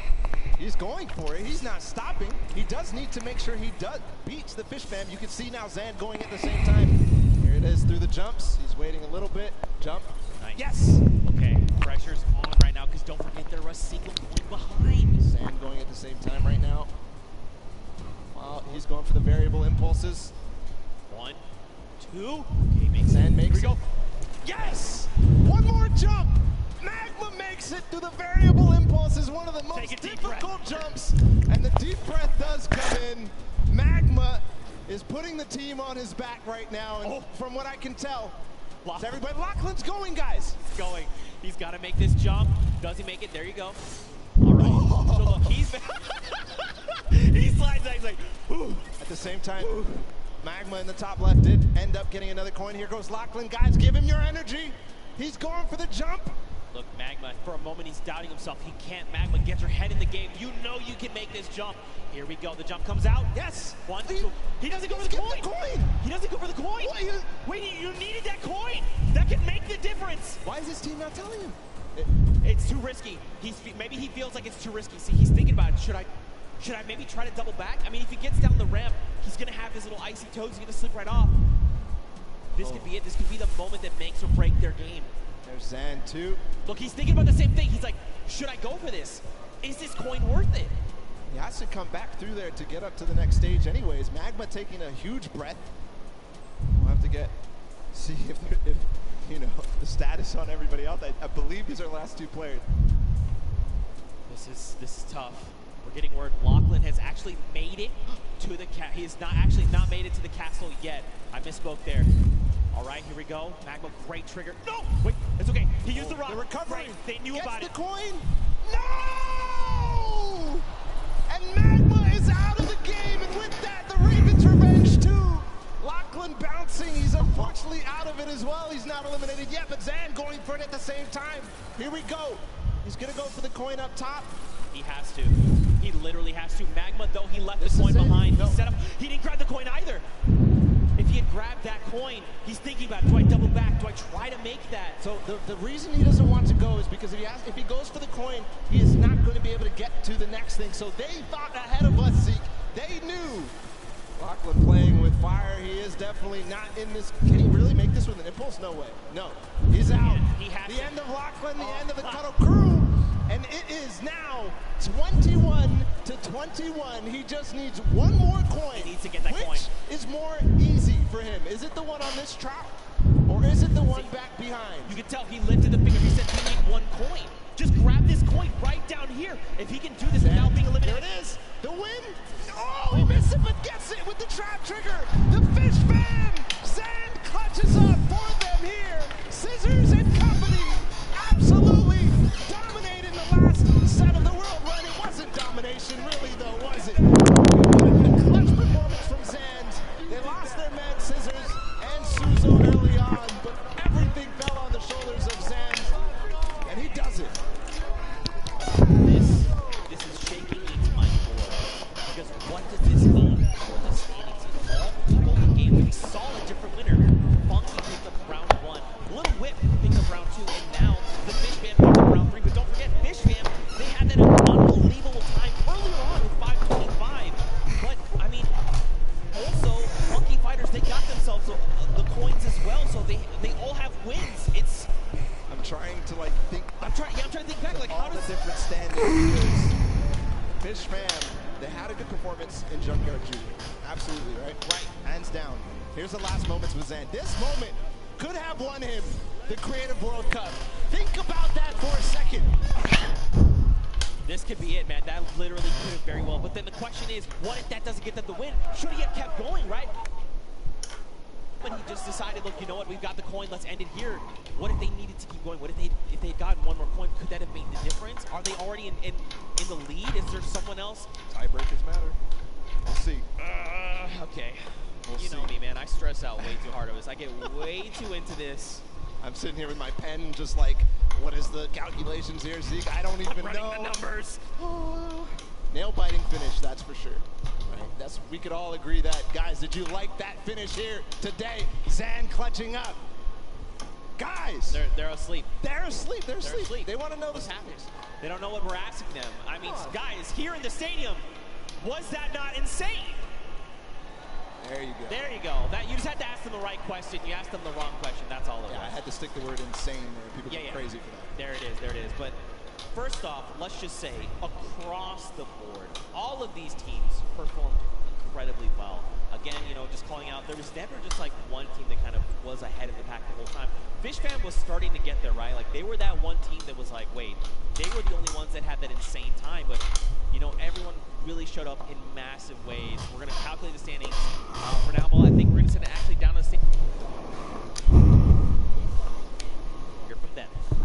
Thank you so much, Zeke. I am down here with the Fish Fam. Again, I feel like I've been talking to you guys all day. Zand, you were a little late coming over to the interview. You had to put your shoes back on. Was your performance so great that you knocked your own socks off? Is that what happened there? It's all about like getting comfortable.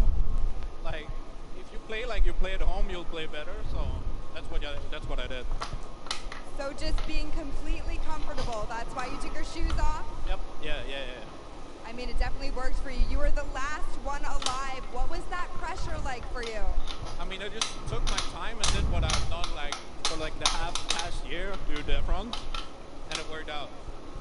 And were your teammates coaching you through that whole thing? Yeah, they were talking to me like, just telling me to chill, like do whatever I want, take my time. Yeah.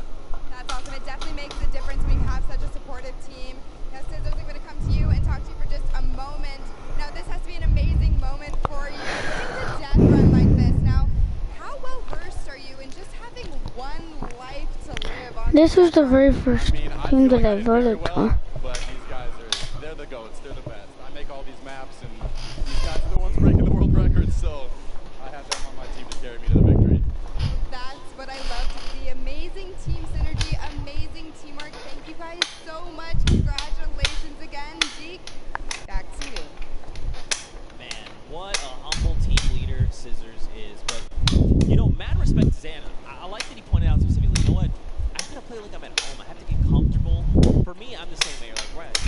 11, 12, 11, 12, 13. There is no way that this feels like home, and with the pressure, you never had that kind of experience. That is a 11, 12, thing to do. That's just 1, 2, 3. There, right? They had his back. They were lifting him up, saying, "Look, take your 5 out. In fact, speaking to the team, we actually have a listen in. Let's go back and relive that moment from their perspective." Okay, left side. Left side? Left side, left side. Yep, left side. Good. AFK. Nice. Yeah, I like that. No, I like that. Okay. I like that. Okay. Yeah, wait, no, go back. Get that coin. The next one is free. The next one is free. Coin on the point. No. The next one is free. Shut up. The next one is free. Go to the next point. This one is free. That was pretty hectic, but as a resounding, hey, leave the coin, seemed like that was the plan. Absolutely. He was considering. You saw him circling his mouse on Yeah, that he was like, one. but I left it. I had to right, go back. But it's right. I'll go back. But that was so genius for all the teams who got that far to realize that coin was not worth going back for it, or even going for it in the first place. We were so shocked that they didn't go for it. And we realized later that's because if you try to go for it, you will end up getting eliminated. Right. Because it's too difficult to make that bunny hop to the coin, grab the coin, and then continue forward. Yeah. You have to lose your momentum. Those bunny hops are key to making that jump over the double danger. But man, we're calculating those standings. We're going to see who's winner. Honestly, I've been trying to do this in my head, but we need the experts. We need the experts, all right? I've got stuff written down, but like I can't read the code, all right? It's not coming to me. This literally could go any one way. And again, because those silver llamas are scared, any team that wins that gold llama is going to win. Let's recall the couple of games that we had in these Golden Games. Okay. So Sky Station Showdown came down to the Funky Fighters in that final D point, all being pretty much uncontested. Nobody realized that they had their 2 opportunities, and they took them. They took them both. Skyrocketed from last place to first place. That put them in first in the first game. But also, don't forget, Ravens Revenge were close Ravens that Revenge game, right? They came in the second place. So, Junkyard Juke next. Okay, Junkyard Juke, we know for sure that Fish Fam did well and Little Whip Warriors did well. Yep. So Fish Fam is the ones who won the last one. Just unbelievable, world run in total. Who was in second in the world run? Ravens Revenge. Ravens Revenge. So Ravens Revenge in the first game. In the second game, they had a poor performance on Junkyard Juke. They did. They actually were in last place. But that's what I'm saying. And then I think back to earlier games, right? Because this is kind of like a cumulative thing. So, but Ravens Revenge had those 3. The first match from World Run was the first place with 29 coins. The second, they came in second with 29 coins. But then in third, everyone had kind of figured it out. They still did manage to make the second time of 636. But what does that mean for all? I'm getting. Okay, all right. I need to take a deep breath here. Well, what we can all agree on was that this was an awesome, whole thing in general. The entire Creative World Cup, all 3 of those maps. We got to give props to the map makers. What was it? 17 builders in total. All these maps, they came together to make them, and they're beautiful and they're amazing to play. So huge props to them, the builders here for the Creative World Cup. Just awesome. All from the community. Huge props, worth 10 points. Oh, come on. Got him, baby. Yeah, you like that. You like that. I got him. As soon as he said it, I was like, this guy set himself up. I have to pull the trigger. I'm sorry, guys. I'm sorry. But, seriously, again, just to echo everything you said, man, this was so much fun. This was so much fun. And to think, too, this was... We stopped Pro-Am. Coming. We stopped Pro-Am right after this. We might have just broke Zeke when he realized that. But regardless, just all around, I'm curious. I want to recall our favorite moments here. What were your favorite moments here, Zeke, from this Creative World Cup? Was it the Funky Fighters taking the point? Was it that last moment with Sand? Okay. Fish Fam. So that was definitely, absolutely. If that wasn't your favorite moment of the whole Creative Finals, I'm not sure what else could top that. Maybe there's something I'm not thinking about. I think back to when through with the 5:25 time, we watched Scissors in that run.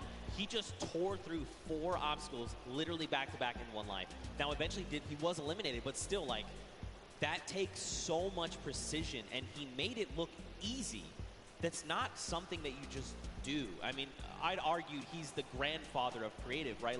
He's the guy that stepped forward and said, hey, you want to do this thing called a death run? And people are like, what?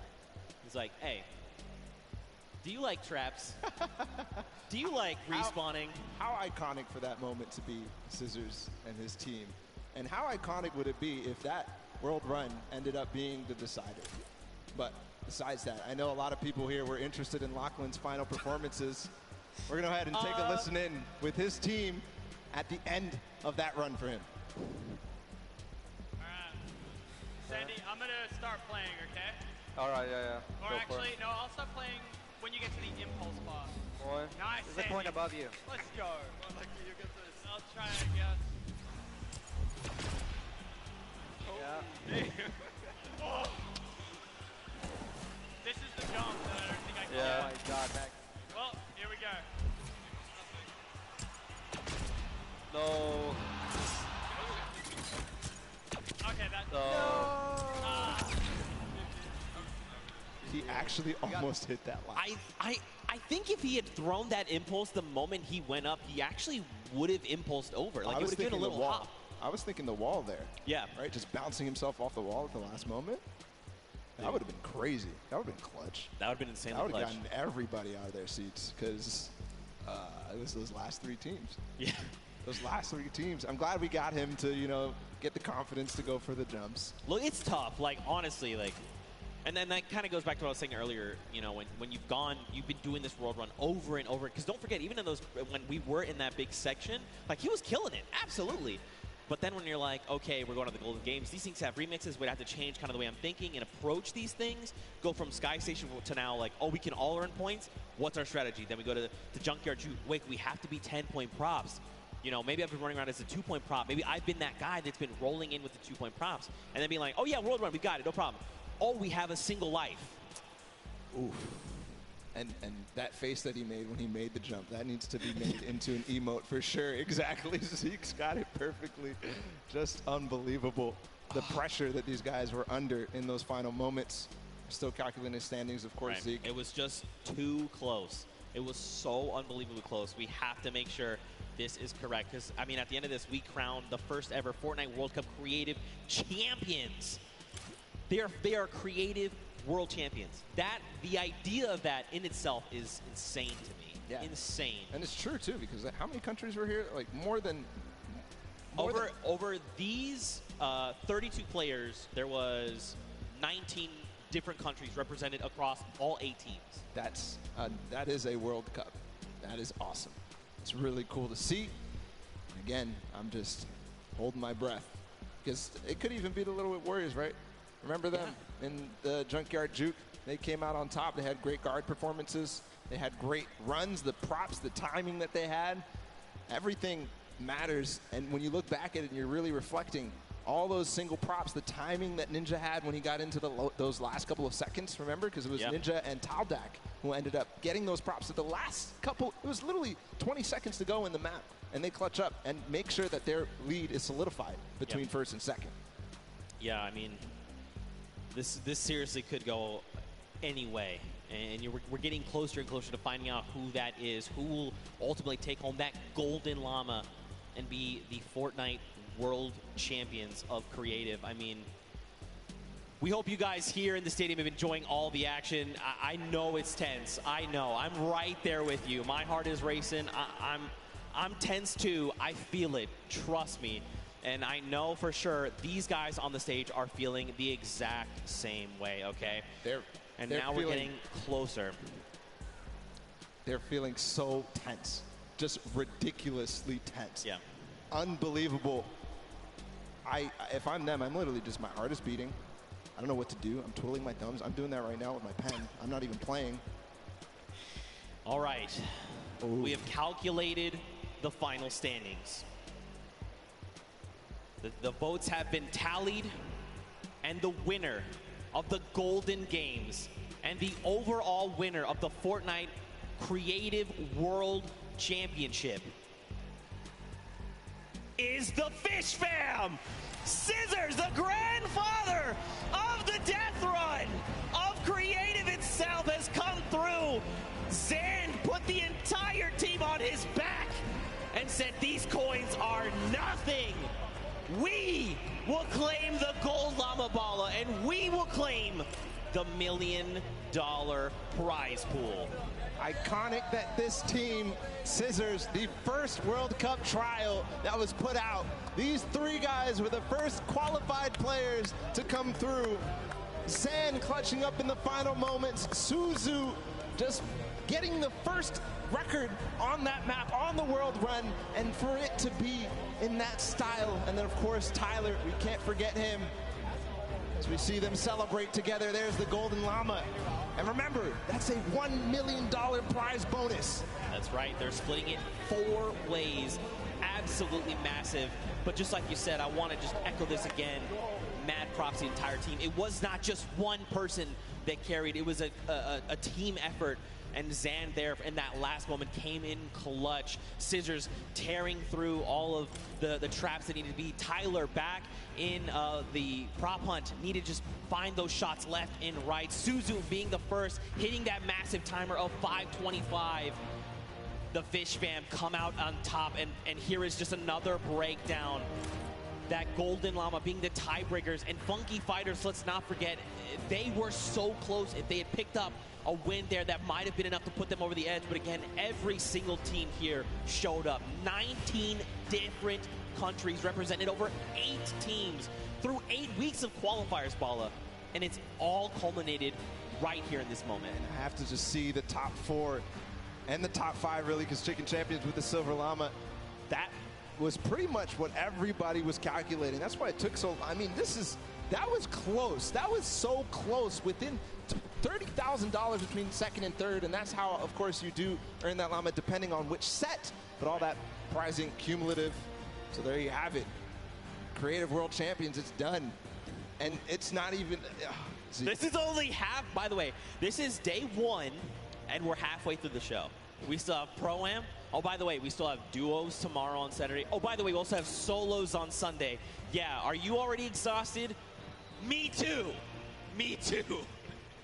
What an unbelievable day. It's going to be a great weekend. I can't wait to see what it was ahead. And already this day has started off fantastic with this creative action. I was expecting amazing things, and we got it. That's right, man. Well, of course, we need to crown them the creative champions. So that's enough from us on the desk. Let's actually send it down to Golden Boy to crown ourselves some champions. Thank you so much, gentlemen. What a grueling, grueling run this was, but we have finally come down to it, and we have crowned our champions. But we got to make it official, baby, and there's only one way to do that, and it's right here in the winner's circle. So why don't everyone here in Arthur Ashe Stadium, let's welcome to the stage the Fish fam.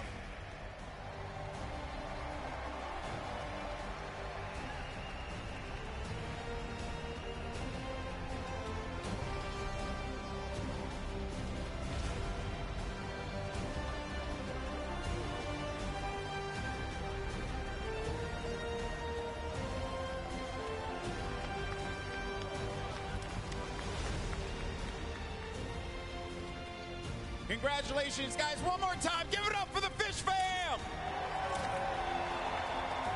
Gentlemen, those trophies right there, they're yours. Lift them up for the crowd here to see.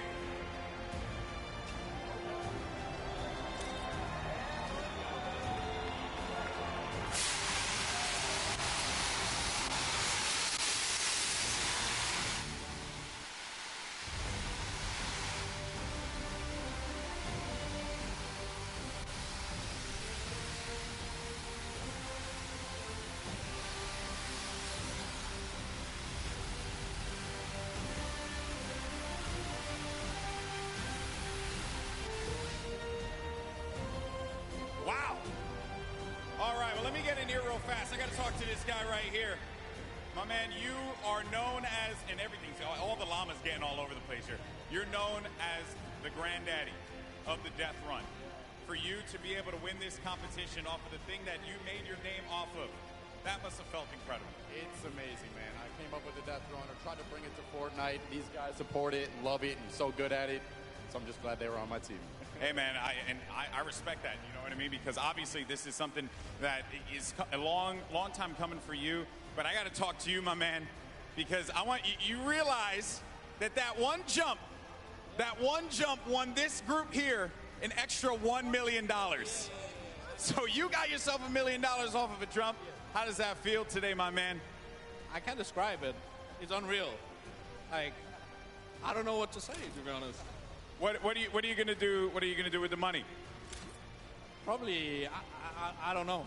I didn't plan for this. Responsible. He's gonna be responsible with it, right? That's what we're gonna go for, right? Yeah. Yeah. All right, sounds good. All right, well, guys, gentlemen, congratulations once again. Your winners and Creative World Champions, the Fish Fam!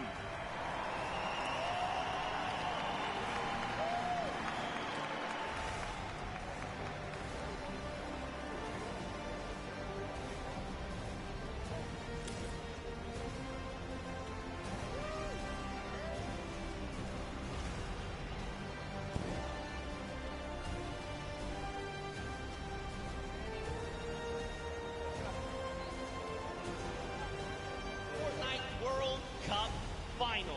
It's time to play some Fortnite. One more goes over and that's it. Llama Record Co. takes the first match. 1,000 Gotaga and Raven's Revenge. That's it. His feet touch the ground. The impulse doesn't go off. Tomoya takes it for the Funky Fighters. We are very close. Yeah, don't.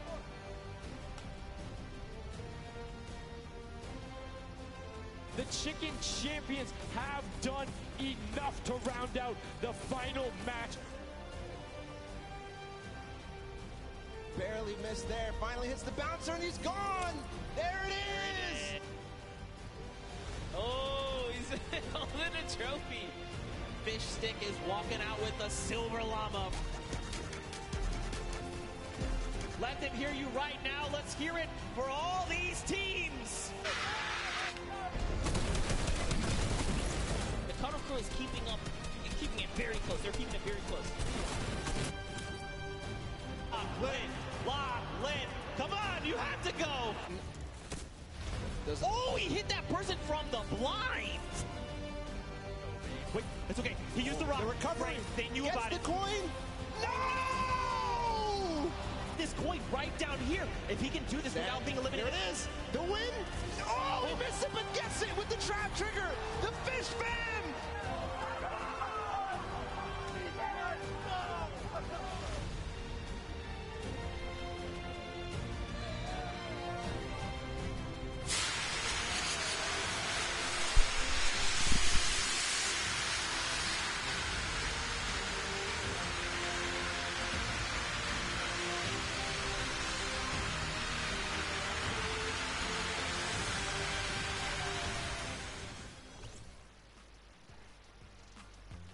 Okay, hey guys, I'm Bloom Falconer. I'm from the South Bay in California.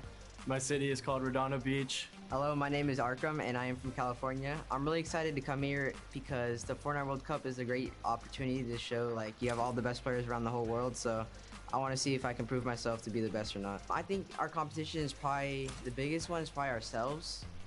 Yeah, other than that, probably Cease and Elevate. Yeah. They're really good. Yeah, they're pretty nuts. Yeah. I think the biggest moment I had was finding Arkham as a duo partner, actually. It wasn't anything that really happened in game. I went through a rough patch. I didn't have a duo. I ended up like not working out with my previous duo, and I was kind of nervous because World Cup was coming up, and I ended up finding Arkham, and we played a few games, and we knew it was clicking. So, Holy. All right, I would just like to thank my family and friends for supporting me all the time. I really want to shout out the boys back home. Thank you so much for all the support. My family too, especially, and we're really excited to be here at the Fortnite World Cup.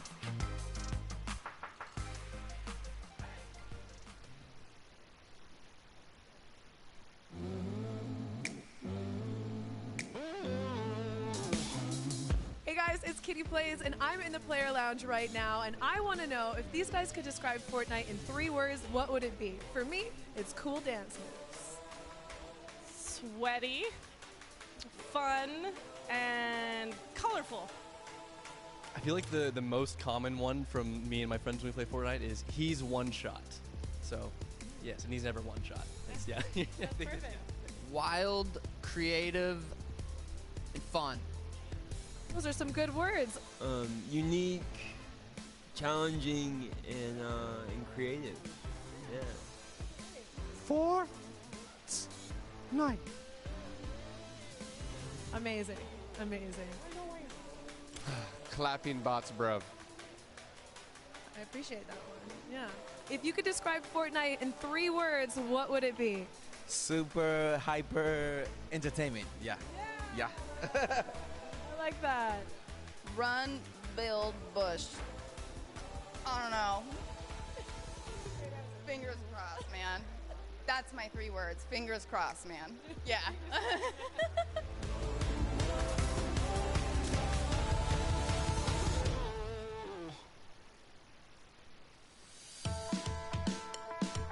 My name is Aiden. I'm from Ohio, and I'm a professional Fortnite player for Ghost. My name is Sean. I'm from British Columbia, Canada, and I'm also a professional player for Ghost. Sean and I were both looking for a partner. We just tested it out, and we ended up taking 5th place the first duo week of the Open Qualifiers. He is more of a passive player, and I'm more of an aggressive player. I think we really just combine, and we help each other out a lot. Like, if I'm going to push a fight, and it's a bad fight, he'll just, he's passive, so he'll make sure I don't get eliminated. It's an honor to be here, really, with all these players. There's people here that I've never heard of, and, you know, they could be millionaires by the end of the week, so just stay confident. If we're going to do it, we just full send it. It's a really good feeling just to be able to play against everybody, and you got to be elite to get here, so it's just a good time. Stay on your grind and don't let anyone stop you.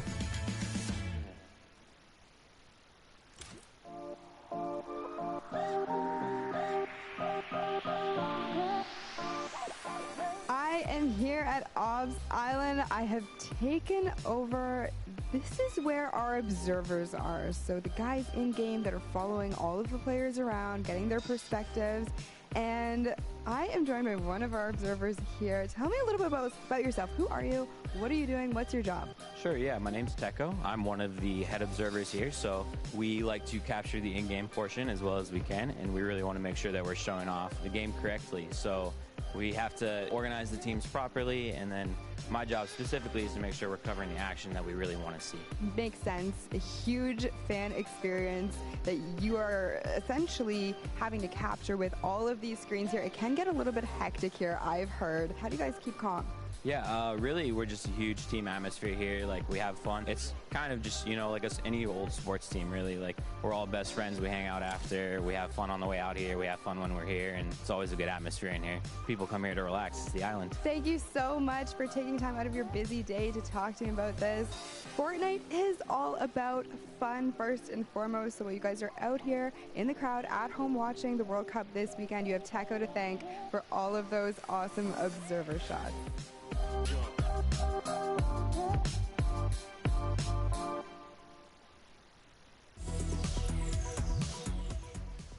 Hi, I'm Kat and I'm from Australia. I think Salty is definitely by far my favorite drop spot since there's a lot of loot and it's central of the map, so it's easy to rotate. Right now my biggest competition is definitely my duo partner Soz.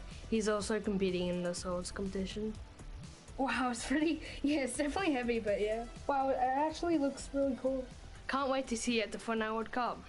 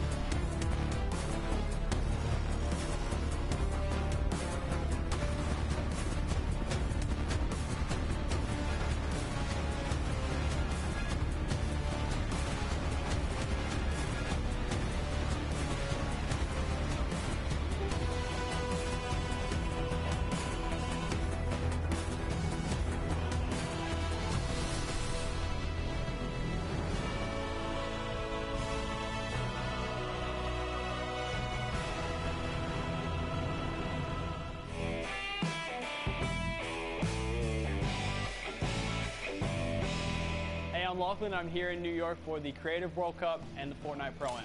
The Creative World Cup is a lot of fun and actually very excited for the Fortnite Pro-Am with Liam McIntyre.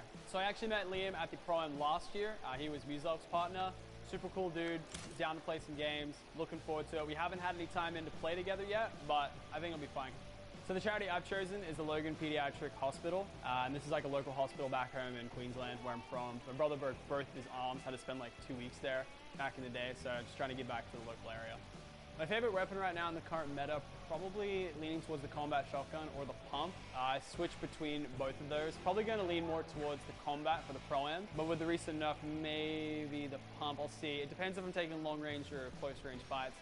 Probably more long range because I'm playing a bit more safe today. So for the last Pro-Am in LA, I actually dressed up as my codename Elfskin. Unfortunately this time, won't be looking as cool. I got a nice little kit for my whole team. We've got all of our flags on one side from each country that we're from, and of course the Creative World Cup logo and our names on the back. Because you know what they say, you look good, you play great.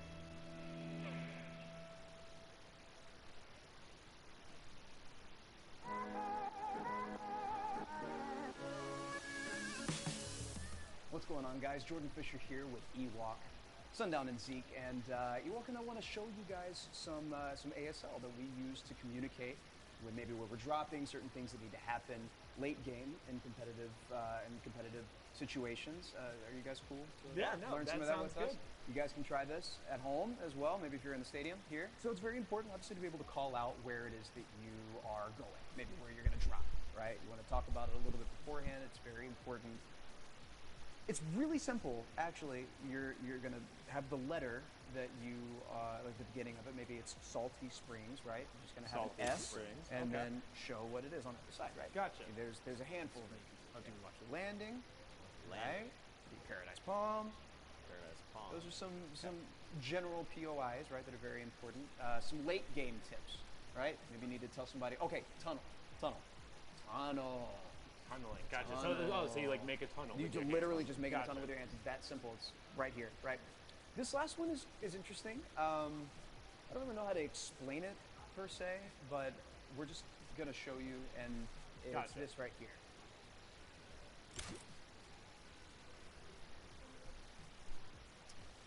So that looks like a Neo tilted. No, so he said it was situational, so it can't be Neo tilted. Look, can you show us one more time? Yeah, absolutely. Okay. It's this right here. So it definitely, that to me looks like high ground retake, because it's like he's going up and then they're able to get it and then they're good, so they start shooting. It's definitely a high ground retake. So now you guys know how we say high ground retake. I mean, thank you so much for teaching us the ASL. It's our pleasure. Thank you so much.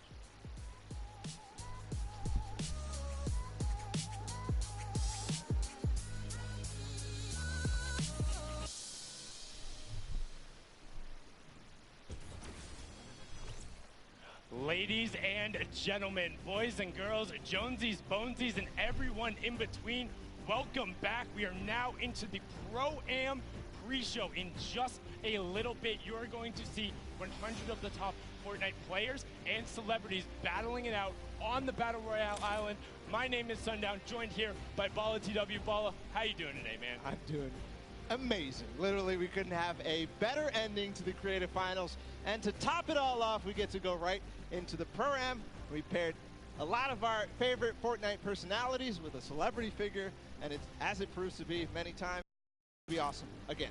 It's a lot of fun. We've seen coming out of the summer block party back in LA, and we're excited to do it again. And there's actually some pairs here who have played before. We'll get into that a little bit later, but excited to be here and excited to see these guys take the stage. And also what we saw in the creative final, I think it's almost poetic that Scissors was able to take it away on the last world run. His team, known for the deathmatch, known for being one of the first major pioneers of creative as a whole. It was a game mode people hadn't got, and it took the Fortnite world by storm. And to see them clutch up in the Golden Games in the final moment, and it was the team decision too. We got to listen to the comms. Yeah. Iconic. That's basically all you can say about that. The first to even have their creative trials to qualify in, and then of course the first 3 players to qualify for the Creative World Cup. So that's all I can say. Iconic. That's it. It's like it has to be, and you know they're celebrating after the fact that Fish Fam able to get out there and do it. And it was kind of a come from behind because they were there. They're relatively consistent over the course of it, but they really caught up to speed. And for me, that's largely about what Fortnite and Creative in particular for this final was about. How quickly can you adapt to what's going around, able to work with your teammates to maximize your potential. Fish fam able to do that. Congratulations to all of you guys. It was a pleasure to watch that. And also run so fast. We spent weeks testing it. Before that moment, period, who had ever finished it. And we watched them absolutely destroy the course. The second try they even attempted, and they completed it faster than they even did in the next one. So just unbelievable performance. And it's got to be also the rest of those guys who played in creative. Unbelievable there. But it's not over here. We've got the Pro-Am coming up. We're here at the Fan Festival. People are hanging out. People are having a good time. People are hanging out, having a good time, and filtering inside as well. The players are getting ready. We're almost to the point where we're ready to go, but we still need to talk about what's up for grabs here in the Pro-Am. $3 million on the line, but per usual, all going to charity for a good cause, for some fun. Actually got to go up to the Players Lounge, talk to some of the guys, and they're incredibly happy to just be here, meet the other players, have the positive interactions all around gaming. It's about those shared experiences, getting out there with your friends, interacting, having the time, whether it's on VR, in real life, whatever you need to do. That's what video games are all about. Yeah, that's what it is all about. And I've seen actually a number of World Cup qualified players who are going to be playing tomorrow and on Sunday, just hanging around, doing some, fan meets, doing some signings, all sorts of stuff, and just overall having a good time watching the games, playing in the Fan Festival. I mean, you need to get used to this environment. If you haven't been down here, if you have a ticket, come on down, come hang out, check those out, because there is so much going on, so many people to talk to. The players are around here. We're hanging out. And also, don't forget, if you're at home, you can tune in and join the fun. You can use the hashtag Fortnite World Cup. You can go to Fortnite.com/watch. There is so many ways for you to get involved and just be a part of this. This entire thing is a spectacle. It's more than just the Battle Royale and the stuff that's playing, and it's about these players and celebrating the awesome stuff that they do. The interactions, whether online or in person, are amazing. I haven't yet gotten a chance to take a look at that hashtag after that Creative World Cup, after Sand hit that jump. I can't wait to do it later, go back in time on Twitter and see what the reaction was. Well, just see, because during one of the tests, we had like a relatively similar moment. The entire stadium was empty, and I thought I was about to pass out. Like, I hit the castle jump, and I literally stood up, and I was like, I don't know what to do with my hands. Like, I'm good. This is the most amazing moment. So then to watch Sand have that moment, have his team surround him, and know that you lifted yourself above in what was literally their last chance. That decided it. If you don't take that home right there, you don't get the golden lobby. You don't have the thing you need to then be the first ever creative world champion. And that moment is just the start to an amazing weekend. We're going to have so many more little moments like that that will define people's gaming careers, or maybe it'll just be the kickstart of it. Yeah, it will be the kickstart of it. I'm pretty sure for a lot of these guys, it's going to be the kickstart. It started off in the Fortnite World Cup all the way back in April. They played for 10 weeks. They competed. Pro-Am's going to be a little bit of a preview of that.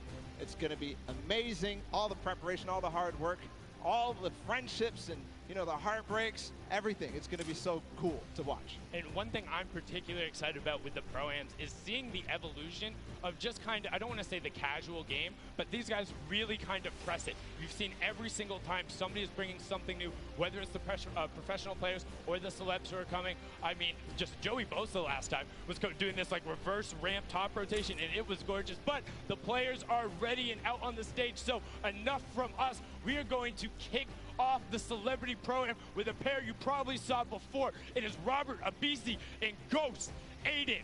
Robert now being one half of the electronic duo known as Lost Kings. You know them from their songs Bad and You. And before they were famous, their first paid gig was in a bowling alley. Him and Aiden competed last time in the Pro-Am, and were one interaction short of taking home that top spot.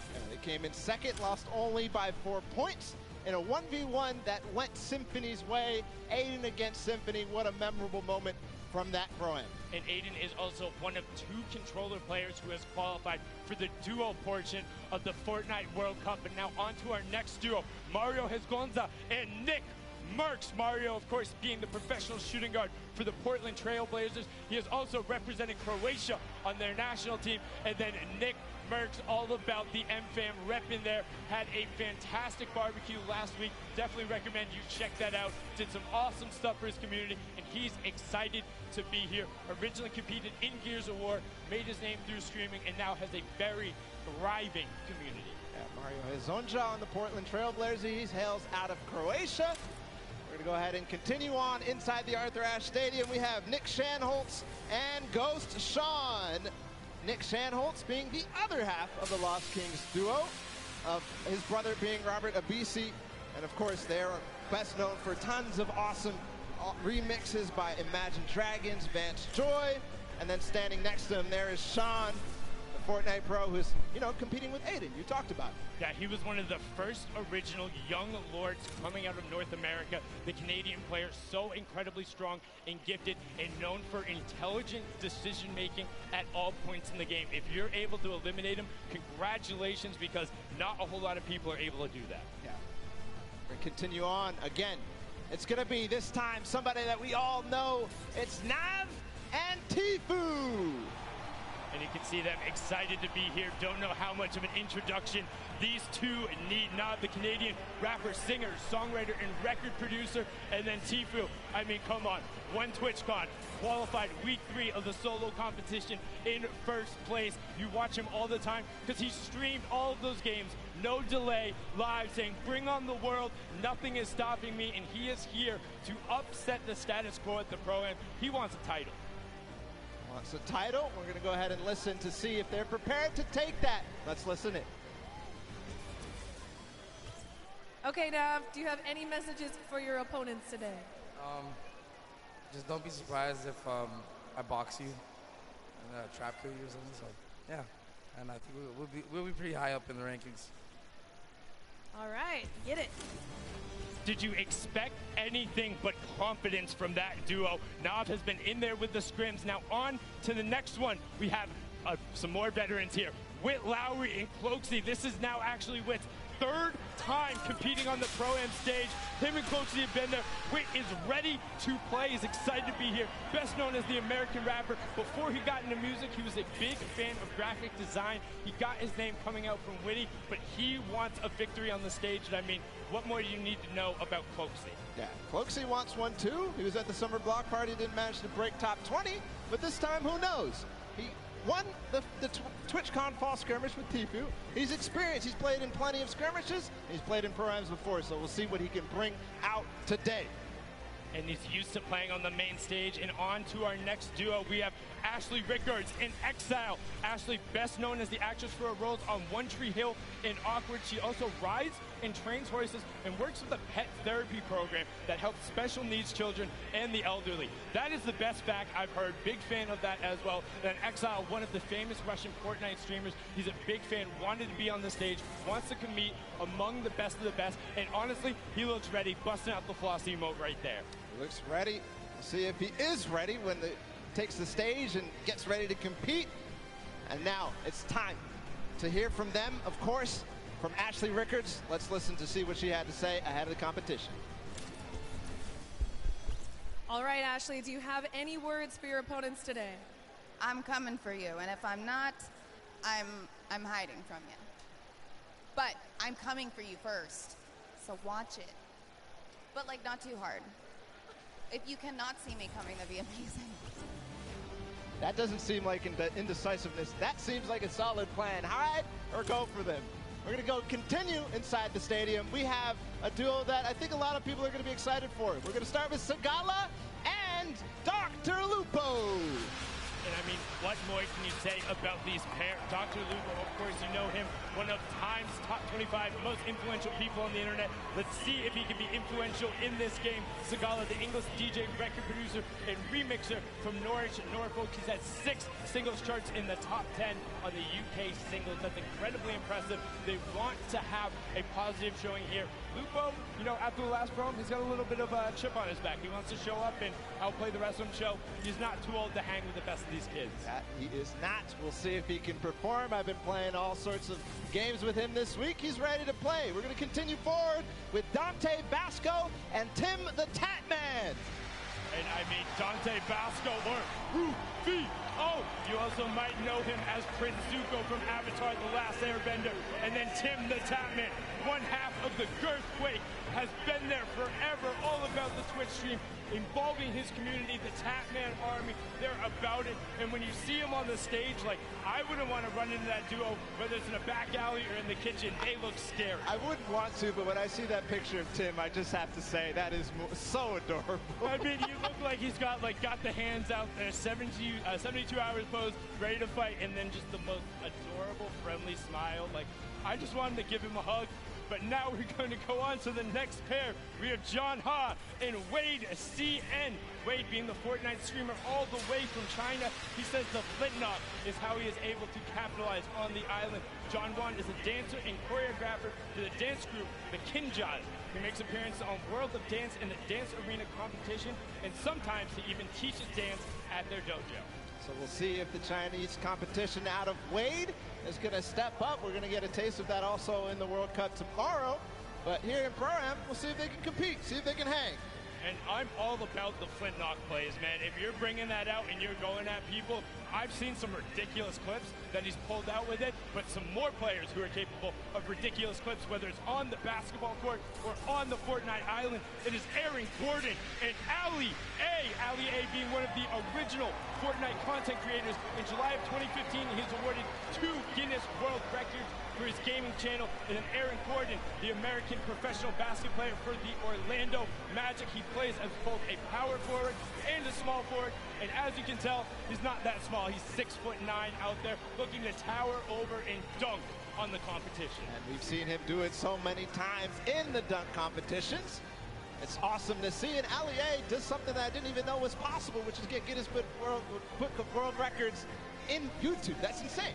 Record breakers all around. And now another pair you're probably familiar with, Chandler Riggs and One Shot Girl. You saw them at the Creative Showdown. That is the most adorable wave, and Chandler broke first, but Chandler Riggs, the actor and DJ, best known as Carl Grimes on The Walking Dead, and then One Shot Girl, the Fortnite YouTuber and streamer, previously had a PC world record for most Fortnite squad elims in one round when she was playing with some of her other competitors, Tfue, Cloaksy, and Nick A30. Let's have a listen in with what One Shot Girl said ahead of the competition. All right, Julie, do you have any messages for the other opponents? I do. I have the best teammate, Chandler Riggs. Our communication, our teamwork is on point, and we are coming for every single person in the lobby. So we will see you guys out there. You love to see it from One Shot Girl. Awesome there. We're going to continue forward to introduce our next pair. It's going to be Sarunas Jackson and Action Jackson, so a Jackson pair. The Jackson duo there. Also, big congratulations to Action Jackson, just going full-time there with his stream. Paul, you're well on your way. And Sarunas Jackson is an actor and writer who you might recognize from HBO series Insecure. He has also played professional basketball in Asia, so you know what? He might be able to dunk on him too. That he might. The Jackson 2. See if they'll show up here today at the Pro-Am.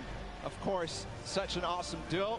See if there's action ahead for them. We're going to continue forward. Freddie Stroma and Yoshi.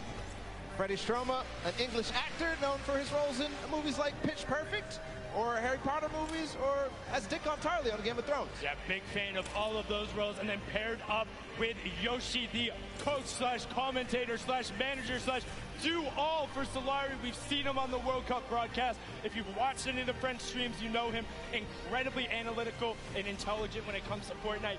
This duo is going to look to break down their opponents. And the next pair is a pair that might be tough to break down. Tons of experience coming out between Cody Walker and Toygby. Cody Walker, the American actor who starred in the show In the Rough. He's also known for his work in the Fast and Furious movie Furious 7, where he helped complete it after his brother's passing. Toygby, he was part of Millennium Team on League of Legends, so another one of those former LoL pros who have been over here. He's been a part of that roster also as a coach, so I mean a lot of knowledge being brought to the stage. Cody was also at the summer block party, so he's got the experience. And I got to give some love to Cody because I just found out that he's been a PC gamer since 1996. And he played games like MechWarrior 2, and that's where I started too. PC games, FPSs, and it's just awesome. We're going to continue forward always. We're just moving in the pace here. Max Carver and Nick A30. Max Carver, the actor who's had roles on shows like Desperate Housewives, Teen Wolf. Hold on, what are they? Oh, little flex from Nick A30 and Max Carver. They're ready to play. They're getting exercise even. They're getting their body flowing, their blood flowing. Excuse me, did you say Little Flex? Did Little you Flex. see Nick's arm? He's got guns! Yeah, you better have a permit or something. I don't know who let you loot before, but like, you have to get on the battle bus. Like, you're not allowed to walk around with 2 legendary ARs like that. And then Max Carver on the side, like you said, Desperate Housewives, Team Wolf, The Leftovers, and he actually has an identical twin brother who stars in many of the roles.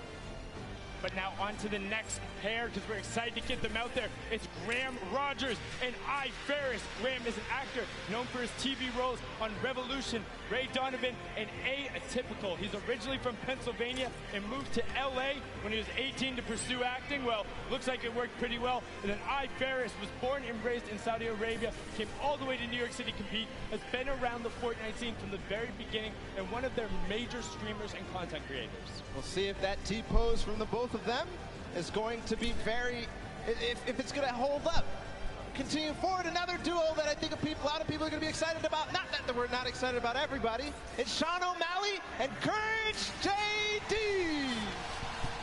Wow, listen to that roar, the other half of the Girthquake, and Courage just got knocked out. Sean did compete in that first Pro-Am as well. He's there, he's on the stage. These two towering, wait, what's going on right now? Excuse me, who? No. Hey, why do you listen up. I know this is a very exciting time, but there's something very serious and near to my heart that I think we should take a listen to. Roll the tape. Hey everyone. As you know, streaming platforms like Twitch and YouTube have been around for ages. And very handsome, talented, good-looking gamers like myself need to take the necessary time to look after our old and brittle elders. One day, you get up out of your gaming chair and you're just not as quick. Or your jokes, well, they all turn to dad jokes. Hello, my name is Courage JD, and today I'm extremely excited to announce my brand new charity. It's a cause near and dear to my heart. It's for our good friend, Dr. Lupo, who gets older every single day. In the past 6 months, hand-eye coordination, eyesight, and his hearing has completely gone downhill. So please, join me in supporting the Geriatric Gamer Foundation so my friend, Dr. Lupo, can get the help he so desperately needs. Thank you. All right. Wow. Just, I mean,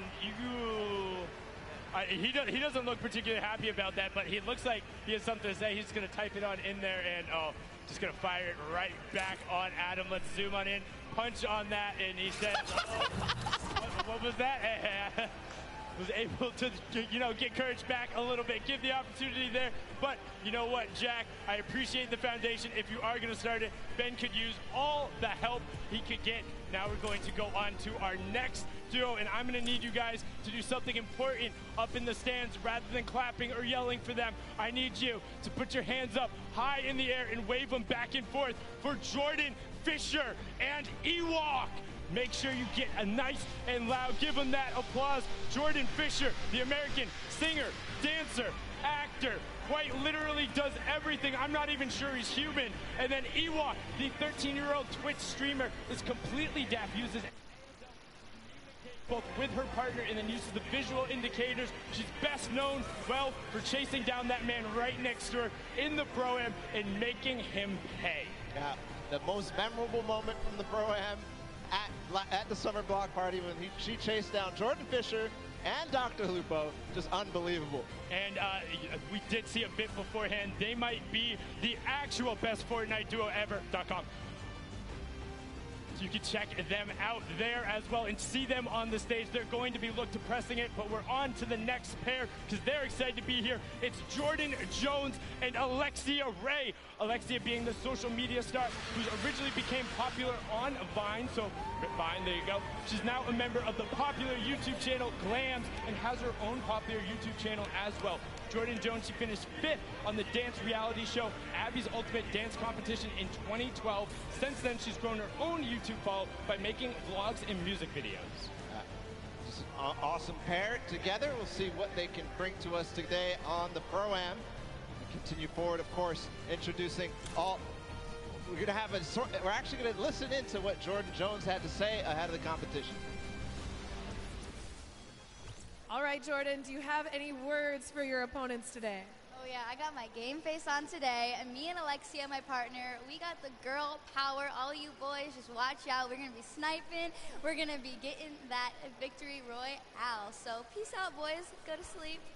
Hey, get it! Good level of confidence there coming out of Jordan, and Alexia will also be confident having been in this environment before, having been around major Fortnite competitions. She has no issue battling with the best of them. Now on to our next duo. It's RJ Mitty and Moyers 87. RJ, best known for his role as portraying Walter Jr. in Breaking Bad. He also has cerebral palsy, as his character does on the show. Had an opportunity to talk with him last night. Just a fantastic human being and really, really involved in gaming. Wants to be out there. Moyers 87 is a Spanish YouTuber who has brittle bone disease, but he says, hey, that doesn't stop me from competing with the best of the best on the top level. And this pair is here to show that they will not be held back. They will be taking names and going after everyone. Yeah, and part of the reason I love this duo so much is RJ Mitty does such great things, but also Moyers, I love his reasoning that he likes gaming is because it gives him a window into doing impossible things, which is just awesome. So we're going to continue forward. Of course, it's Oak King and Sinu, who traveled all the way out from South Korea. There they are, and they're known for this. Sinu, one of the players who played at the World Cup, or the Open, the Korea Open. Are you watching that? That was the sickest intro I think I've ever seen. One, props to the cameraman too. Props to Sino as well. One of the players who came over and traveled out of the Asia region to compete in NA West and came so close to qualifying a number of times. People were looking like, wait, who are these? Why are they on the scoreboard? Who is this? And he was taking names, and now he's here to compete on the main stage. On to our next duo, we have Dead Drevel and Oscar Lot. Dead Drevel is the Mexican YouTuber who currently lives in Chicago. He creates content across 3 channels and is a gaming and entertainment streamer. His 3 daughters are watching him today from Houston. Shout out to you 3 daughters and everyone out there with family in the crowd. Oscar Lord is an Argentinian YouTuber who plays Fortnite and recently started getting into his own music, trying to sing, and has found a lot of success and help there. And on to our next duo, we have Wermuturo and Jelty. Wermuturo is a YouTube vlogger, gamer, and sketch comedian. He's been nominated for a number of awards for his channel. As this year, one of them was the top 10 Mexican YouTubers. And then Jelty, a Mexican competitive player that came so close to qualifying. That's also his little cheeky face reveal there. Got to talk to him last night. He was just like, hey, I'm happy to be on Zero Ping. Nobody is stopping me now. Yeah, Jelty had an incredible rise throughout the World Cup qualifiers. You touched on it a little bit, but a strong performer all the way through. He plays Fortnite every day, he says, so who knows? Maybe he'll win a lot of money for his charity of choice. I think he has the penchant to do it. He's one of the most aggressive players there. And now on to our next duo. We have Greer Gamer and the Slayer 360. Greer, an actress and former beauty queen, best known as her role on Lisa Miller in the hit TV series Awkward. She held the title of Miss Teen Malibu for 2 consecutive years. That's the back-to-back, and she was Miss Regional California Teen in 2011. She also says she will never not play as Peach in Mario Party or Toad in Mario Kart. The Slayer 360, a YouTube from Mexico who says that he cannot say the letter R correctly, but I bet he can roll it. Yeah, I bet you can. I definitely can't. So we have something in opposite, I guess. We're going to continue forward, of course. Zorman and Jared Abramson are joining us on the floor. There they are. Ooh.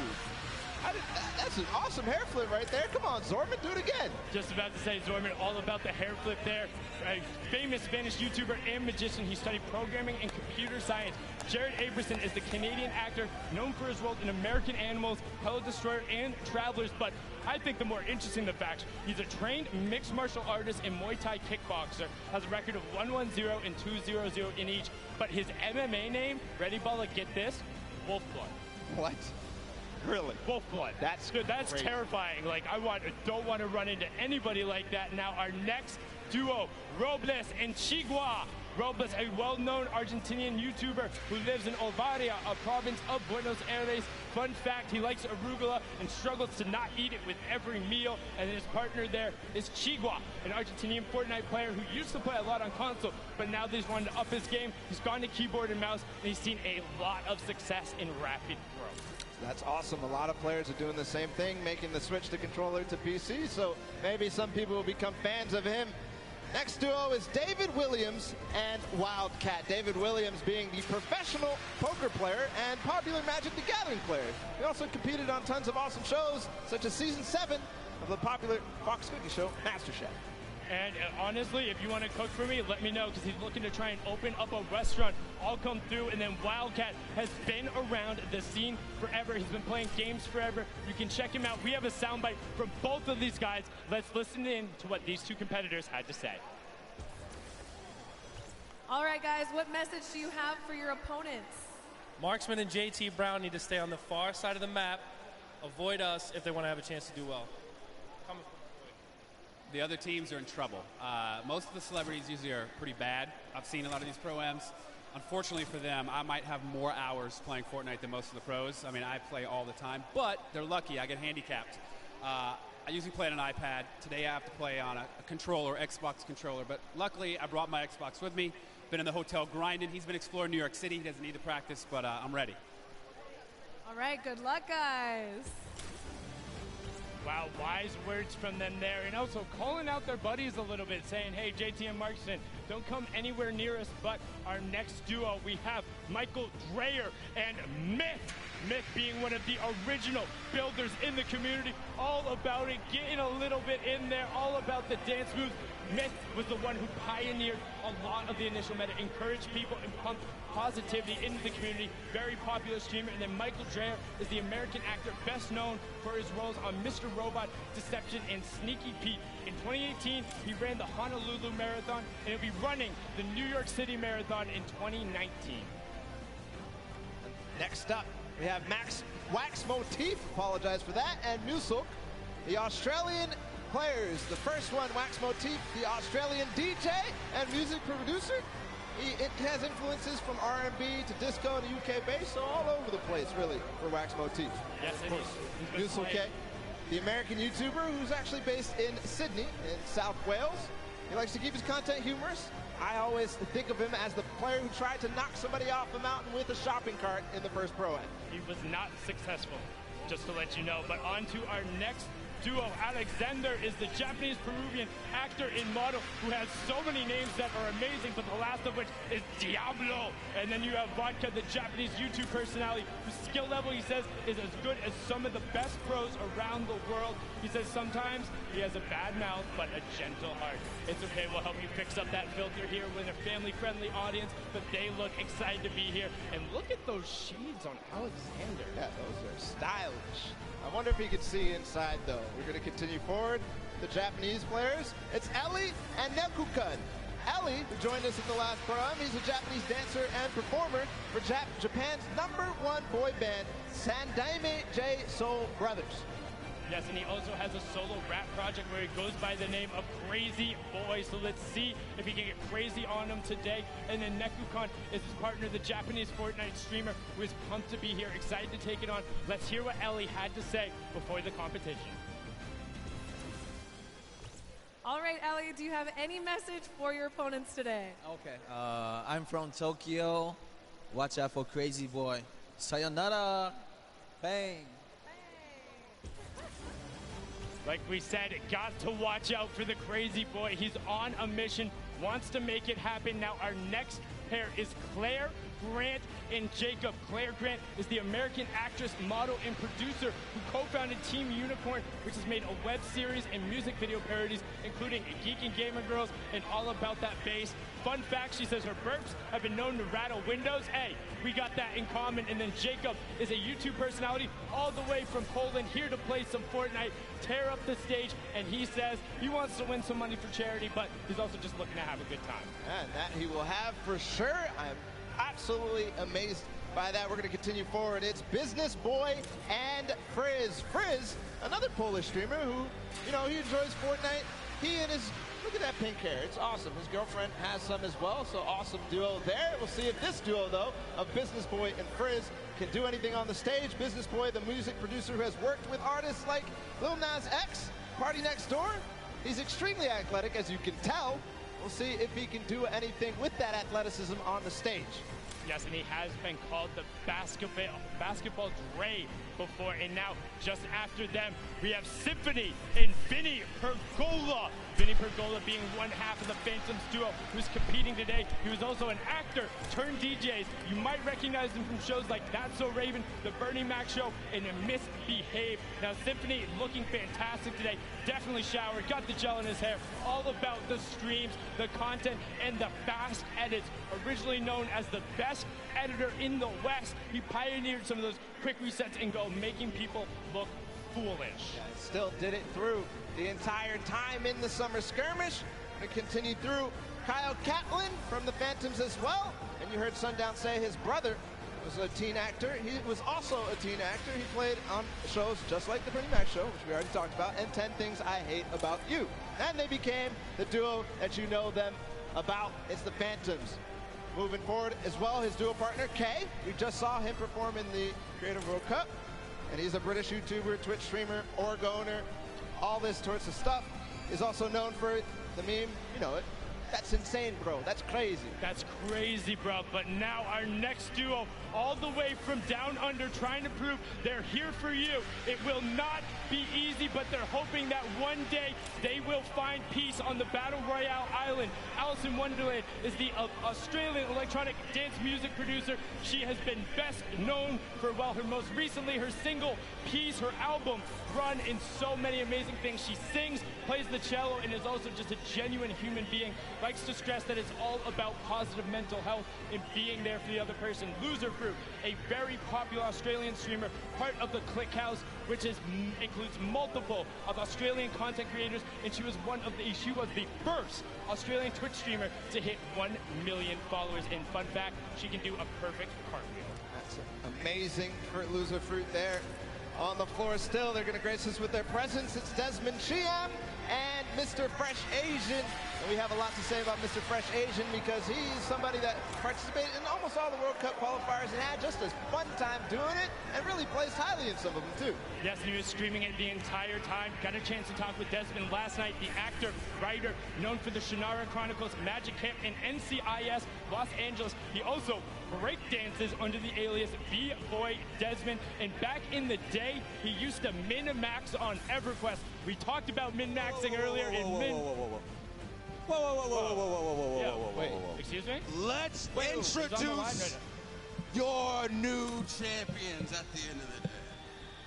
I am WWE superstar Xavier Woods. And I am YouTube sensation Chris Danker, a.k.a. Chris Danger, a.k.a. Dank Ops.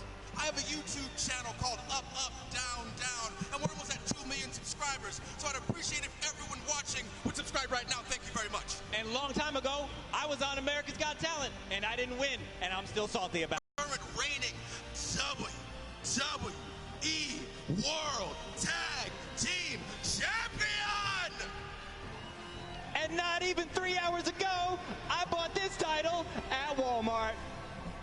Now, the teams that you're going to see here today all have one celebrity and one professional gamer. Oh, but not us, baby boy. See, no. What you're looking at is not one, but two celebrities. Two. And not one, but two professional gamers. Two. And that is the advantage that we are going to use in order to run wild through our competition. And at the end of the day, you are looking at the 2019 Fortnite World Cup Pro-Am Champions. Now hit our music. Oh, y'all ain't got music for us? No music? Oh, y'all got, okay. We don't need no music.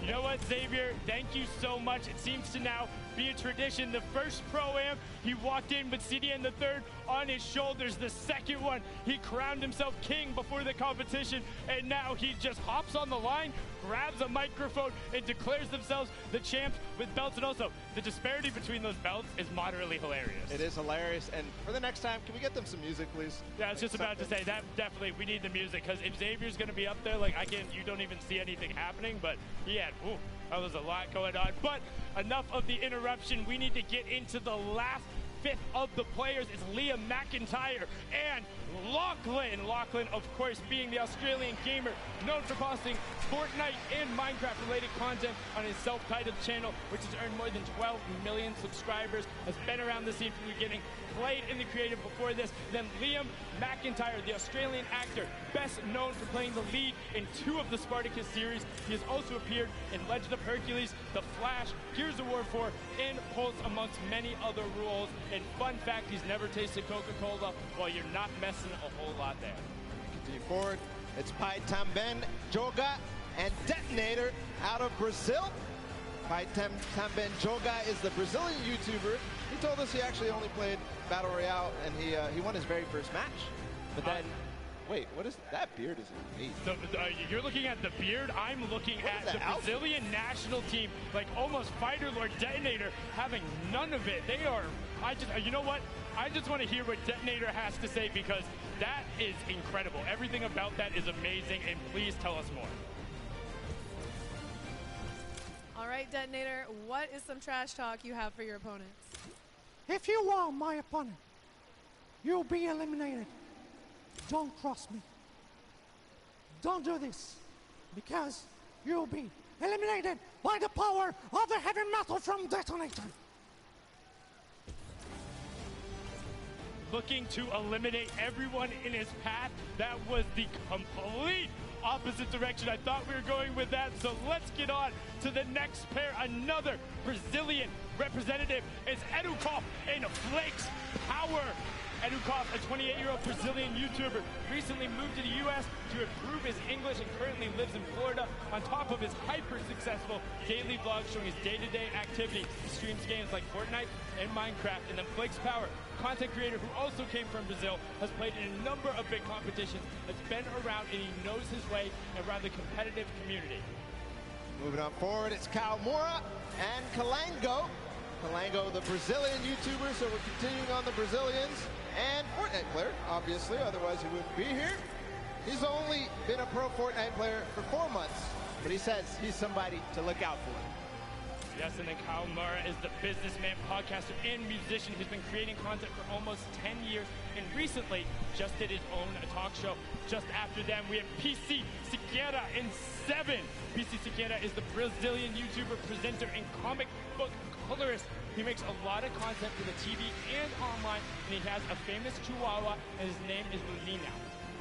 And now after that, you have 7, the Latin American YouTuber who looks pumped to be here. Unfortunately, I don't know if you're going to need that crutch, but his back hurts? Oh, okay, gotcha, it's an old joke. Dr. Lupo, maybe you got that one, but it was a little over my head. But you can see 7 looking to rep, excited to be here. I've seen they've been putting time in the practice room, so they're taking this seriously.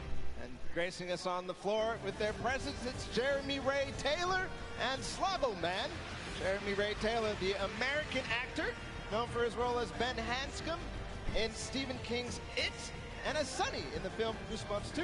I absolutely loved him, and it plays a fantastic character. Will be back as well. And then you have Slogo Man. They're an English content creator who makes gaming videos and posts real-life videos such as challenges and QAs. As a kid, he hated slugs, so he made his name Slogo Man, all about it. He calls his fans the Slugs, Slogo Army, and Sloganators. And he has a big interest in psychology and played rugby in college. And the guys that Wildcat warned to stay on the edge of the map. It's JT Brown, and I'm Marksman. I'm Marksman, one of the players who has been around the competitive scene, playing a number of skirmishes, but opting to, do some stuff at the Pro-Am here. And now this is JT Brown's third Pro-Am. The pro NHL player is looking to make waves. He's become a big Twitch streamer and being involved in the community, and he gets a lot of the other NHL guys involved and has done a great thing with his organization as well, bringing athletes into the world of competitive gaming. They are a pair to look out for because Marksman has competed on basically every level of the game, and he knows how to pull out some tricky plays.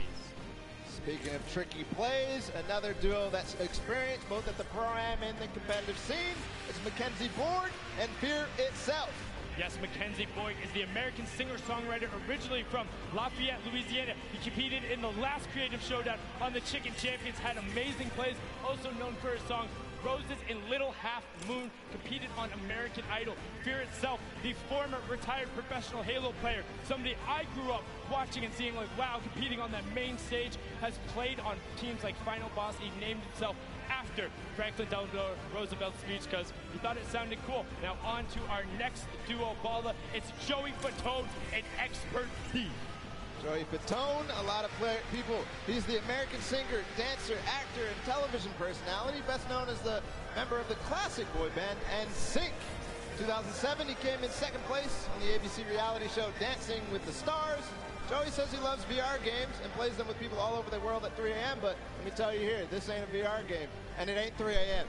No, but he has great footwork. An expert thief, the YouTube gamer and rapper who does gaming commentaries. His adopted name is Kevin, while his birth name is Dante, with the latter being his stage name. He's been creating content for 13 years, doing vlogs, skits, and more. And we had an opportunity to catch up with him and hear what he had to say before they took the stage.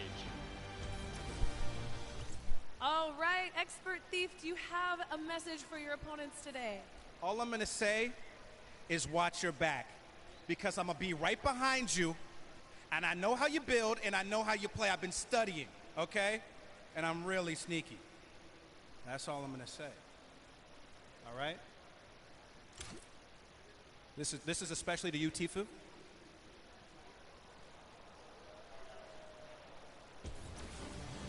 What I find funny about that is as he's calling out Tifu, I don't know if you saw it, Tifu was right over his shoulder, and he started nodding when he said, "That's for you, Tifu." It's like Tifu's like, "Yeah, come get some, let's go." But onto one of our last duo pairings, we have Edwin Hodge and iFraps.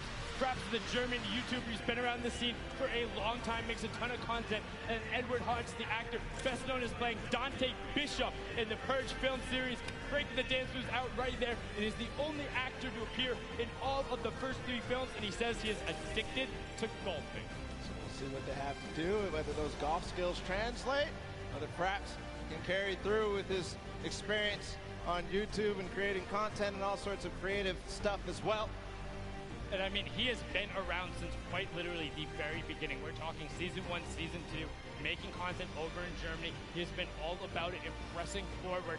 And I mean, this group, this entire pairings, all of them are so fun to be around in their own way. And when they all will interact on the island, it's going to be ridiculous. I mean, we've seen some of the starting island shenanigans that happened before, and I'm just pumped for when we get out there and to see how some of these players interact, because you can already tell there's some bad blood out there. There's some people calling each other out. You got Marksman and Wildcat right away. Edwin Hodge calling out Tifu. Like they're saying, no, we're coming for it. I've also seen a number of these pairs. Hey, One Shot Girl and Chandler, they were in the practice room every single opportunity they got. They were down there, they were playing duos, they were doing everything they can. Call-outs were there, and I mean, you know Nick is going to bring his all as well. Nick A30, who played and competed with One Shot Girl in the Creative Showdown.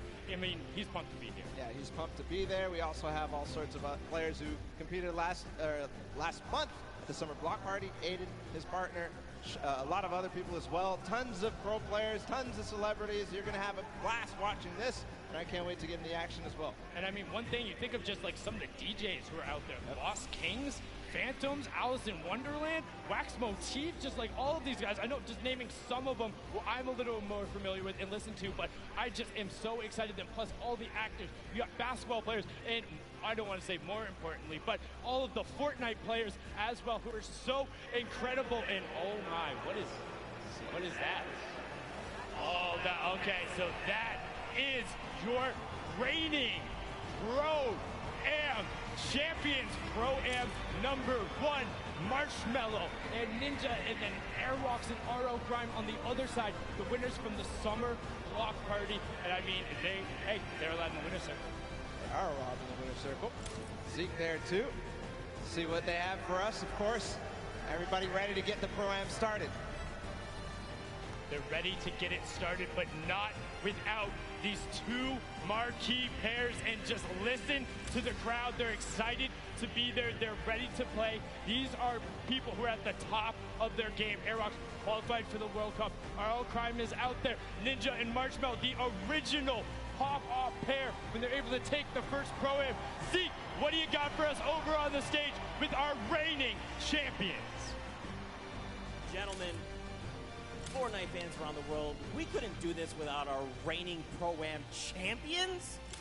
The Summer Block Party Pro-Am champions, Airwax and Grime.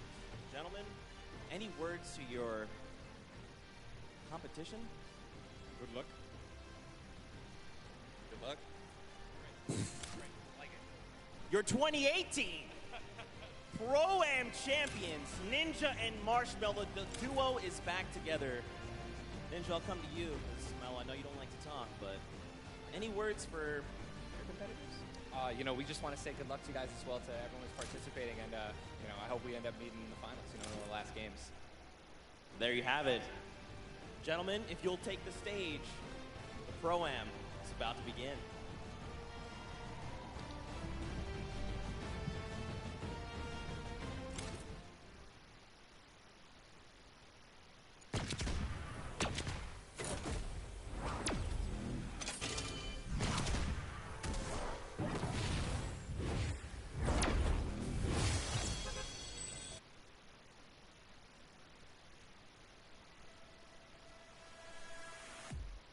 For you.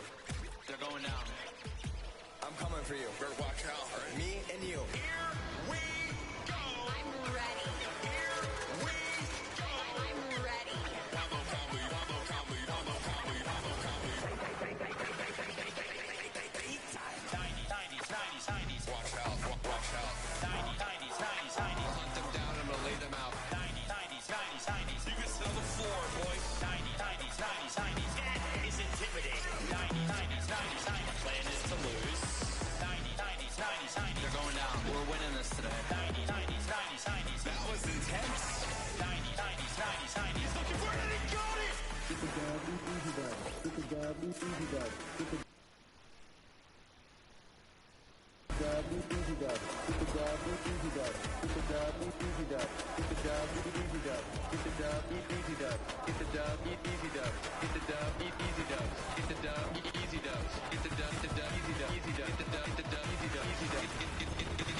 Oh my God! Middle of the D. He does it! He got it! Here it is! He's going with the X! Oh! Airwalks! That's it! He's gonna land in front of him! Typical gamer! That just happened! Pushing forward, forcing the activity. Oh! Damage over on the shield. Bucky's down to nothing! And Aiden!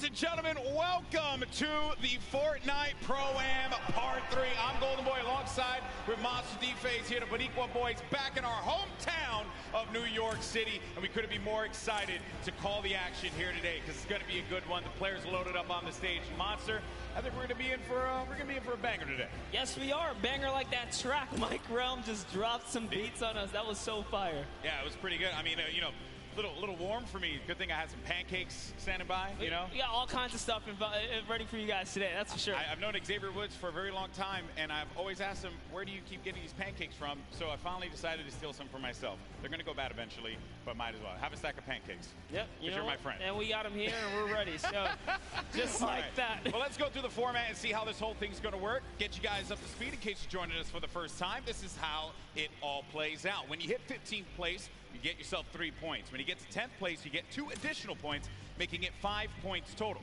When you get to the top 5, you'll get 7 points there, and a victory royale will grant you 10 points total. But here's the big one. Each elimination will be 1 point. So players can look to really rack up some points in these games, kind of like what Airwax did in the last Pro-Am at the Summer Block Party. That's right. We watched Airwax come out here, which I had the pleasure of being on the mic for, and it was super intense, showing that he is here for a reason at the World Cup stage. It's not only that, he qualified. That's right. He qualified. His talent is something that we all have to take note of. He certainly is going to be one of those players that we look at on that stage and you think is going to be a threat to each and every one of the duos that are going to be in that island. But you got some formidable threats out there as well. You know, the crowd, they cheer for Tfue, they cheer for Aiden, you know, Cloaksy as well. There's some great players that are going to be out there. And to top it off, they got some great duos to support them as well. And that's going to be the difference maker here, Monster. That's because right. Every time we do one of these Pro-Ams, it's always about that duo partner, right? Yeah. Like, how do they complement their teammates?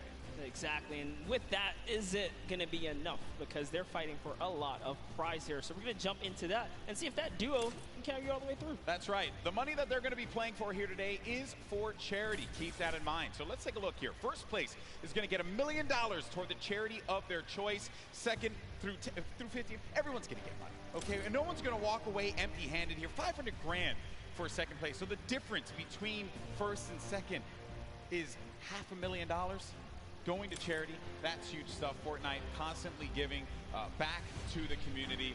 And here's the deal. The reality of it all is that we could very well see, given how this format works, a new champion. There could be a new duo that is going to be walking on that winner circle. It may not be Marshmallow, it may not be Ninja.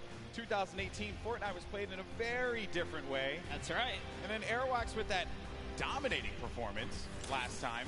One has to wonder, Monster, could he repeat that again? Look at the people out there in the crowd chilling out, having a good time. They don't want to be seen on camera. I respect that. Wave. I feel bad. See us on you. I feel bad because I know a lot of people don't want to see me on camera. Because this shirt's probably, you know, killing your eyes right now. No, don't worry. Both of our clothes are just screaming out. You know, I look good. Here. My mama told me I look good. She's in the house, so I figured I'd do that there. Have fun with it, right? Why not? We're going to get started with the game here in a little bit, folks. And we're obviously looking forward to seeing these players take the stage. But before we do that, we actually have Aiden standing by with his duo. Pookie, what you got for me? Thank you so much, GB. I can assure you, you guys both look great. I can see you from all the way over here, but I am joined by Aiden and Robert Avesey from Lost Kings.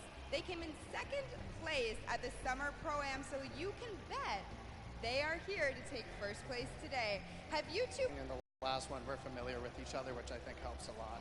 Yeah, definitely. Having that team synergy definitely helps. Now, Aiden, you are no stranger to playing in LAN environments, but this one's a little bit different. Who do you have with you here today? I have my mom and my dad, my girlfriend, and my 5 mods. I hear them screaming back there. I love you guys.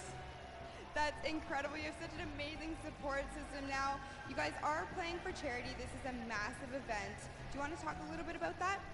Yeah, it's an honor to be here, and the fact that Epic Games provides everybody with the opportunity to play and, you know, for charity and just make money for themselves, it's crazy. So, yeah, I'm honored to be, you know, playing for Wounded Warriors, and I'm just going to enjoy this moment. It's great. Perfect. Thank you so much. And just one more for you. Now, you are a DJ duo. Is your counterpart at home watching right now, or is he here? He's playing. So my duo partner is playing with his duo partner for the World Cup tomorrow, so we're about to take over. Interesting how that worked out, isn't it? Yeah, It may have been set up. May have been, definitely. Well, good luck today, guys. I will definitely be rooting for you. GB and Monster, back to you at the desk. Always a pleasure to hear from him. I remember meeting Robert Abisi last Pro-Am, and he was so into it. He said, I just want to go home now and just practice. And we talk about picks to win. And second place last summer block party at that Pro-Am, as we had mentioned, was Aiden and Robert Abisi. You know what? I'm going to make a bold proclamation here, Monster.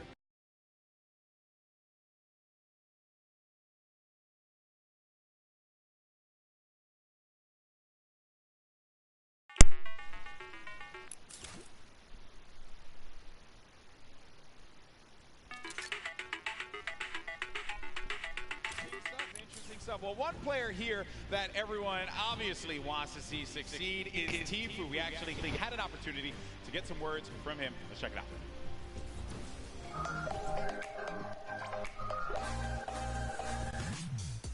Hey, my name's Turner, aka Tfue. I'm playing the Pro-Am with my teammate Nav. I've been kind of friends with him for a while. I've only played with him a few times, but I'm feeling pretty confident, pretty hyped. I'm excited. This is not wait. Trying to stake him in. Can you get him to drop it? Oh my! What is that angle? Basically, we're just gonna try to take down everyone we can. You know, we're gonna play really aggressive throughout the whole thing, looking for the weaker players, I guess you could say. The biggest threat is probably, once again, Cloakzy. I said this last Pro-Am. He's really the only big threat that I see here. Airwalks, that guy's a bot. Ninja, he's a bot. Cloakzy's hype, but me and Nav are gonna stomp them all. So.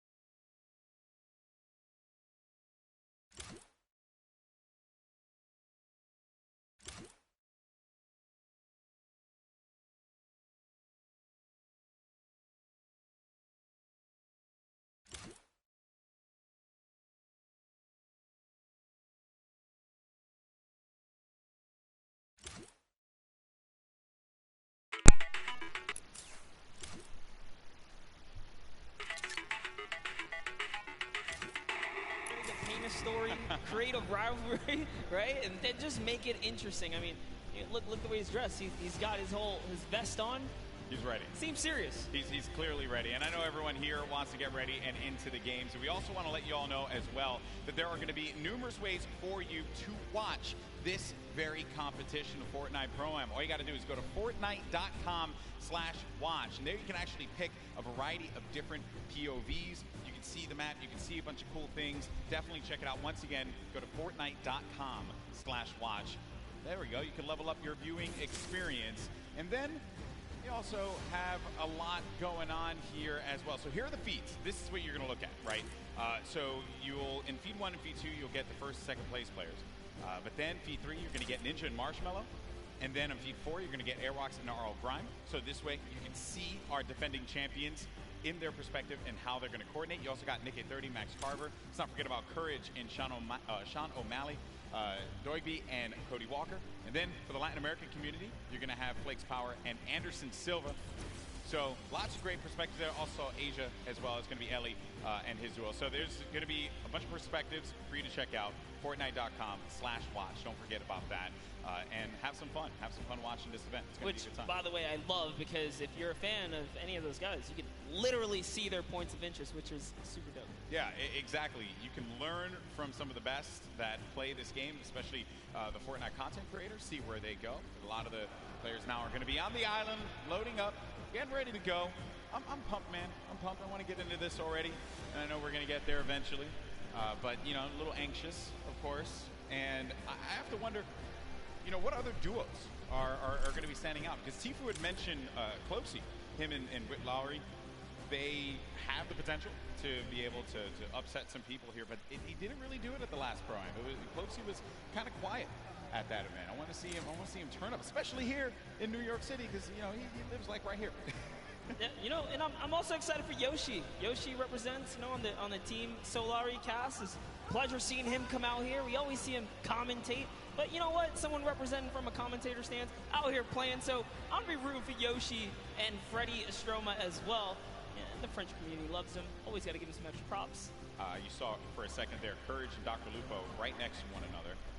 So perhaps there could be some shenanigans, maybe sabotage, if you will. I think Lupo's probably insulting Jack in a variety of different ways. They actually even slammed Tim the Tatman over to the left of Lupo as well. So that's an interesting lineup right there. You can never keep them separate from one another. Nope. You can never keep them separate. We're also going to have a lot of controller players playing out there too. And while controller players, obviously I'm controller gang, always going to represent. I want to see how they play out. I think we got a few pro controller players like Aiden, who I had picked before. That's right. Get into a box, really cause a ruckus, especially for the pro players. Aiden has qualified for the Fortnite World Cup in the duo side.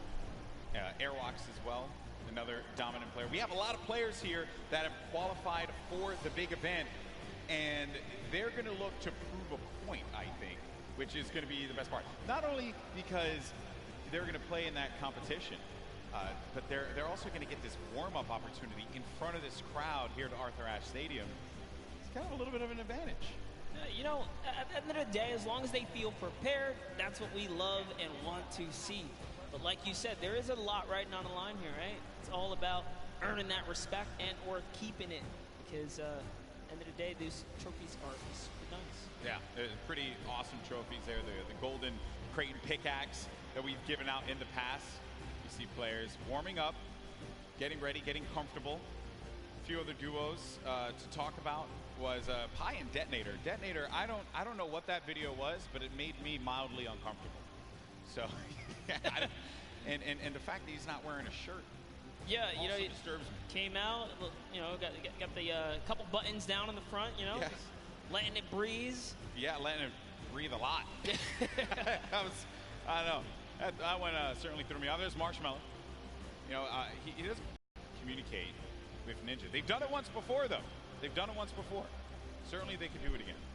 A couple emotes right there from Marshmallow, so maybe he'll just be playing right there, showing off the controller. Yeah, that's right. Give him a little ring. Making sure it's all good. He's going to let the gameplay and the moves do the talking. I appreciate that he's also going to be using his own skin as well. So. Oh, you have to. Yeah, you have to. If you have a skin in the game, you got to go for it. A little ego boost right there, Yeah, that's some protection. Oh, man. Nick Mercs. Yeah, it's your pick. Hey, I had to. You went with Aiden. I figured we I know Papa Nick Mercs, who's out there, probably got really mad at me that I didn't pick Nick to win. But it's okay though. It's all for the storylines. Hopefully he understands that. Nick 830, most positive human being. You play with Nick 830 a lot? All the time. What does he bring to the table? Oh, he's a legend. I mean, as long as he can keep his cool, not get in his head. Nick, I know you hear us from here. Just stay calm and do what you do, man. He's such a great player. Would love to see him come out and shine. Yeah. Once or twice in a Pro-Am today would be pretty fantastic. Correct me if I'm wrong. He wanted to create a showdown at the Summer Block Party. Yeah, he's had his moments of greatness. He has. So clearly capable of being able to do this, being able to win on the big stage in front of a crowd. There's Detonator again. Just, he looks so ready. And I'm actually impressed playing with a keyboard and mouse. I thought that Detonator would have his own custom controller spikes on it. Okay. There's a lot of dialogue being exchanged there. Also, talk about Detonator's bangs. Man, nailed that one. I'll never be able to have that. Ever. That's a heartbreaker. Looks like he's Is he yelling at his own teammate as well? Yeah, definitely. At some point. There's Ewok Jordan Fisher. This is a duo that actually I think is going to be very, very good in this one because Jordan told me yesterday they've been practicing, they've been putting in the work, and I think that's a squad that can go very, very far. Very, very far. Well, while we get ready and get things started up here, folks, we have another interview on the stage. We got Mackenzie Borg along with my buddy, Fear Itself, with Pookie. What's going on, Pookie? Thank you so much, Golden Boy. I am just all over the place today. I'm having the chance to talk to some incredible players. That is absolutely right. I am down here with Mackenzie Borg and Fear itself. Now, I have to be honest, you don't really put off a very fearful vibe, so we're gonna have to work on that. You gotta get the eyes, you know, it's all about the eyes. But you are no stranger to events like this. Going into today,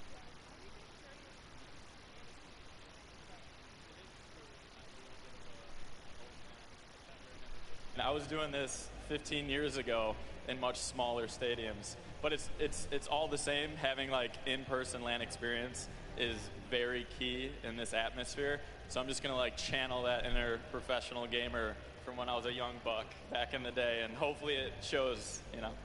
love it so much. Now you, Mackenzie, on the other hand, you have performed on the big stage multiple times. You were a contestant on American Idol.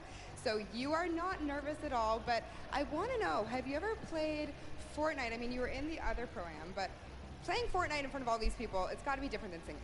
Yeah, it's much different. I feel like singing in front of a lot of people, I'm comfortable. It's what I'm, with a guitar, I'm like super chill, but here it's like, just don't want to let fear down, and we're trying to do well.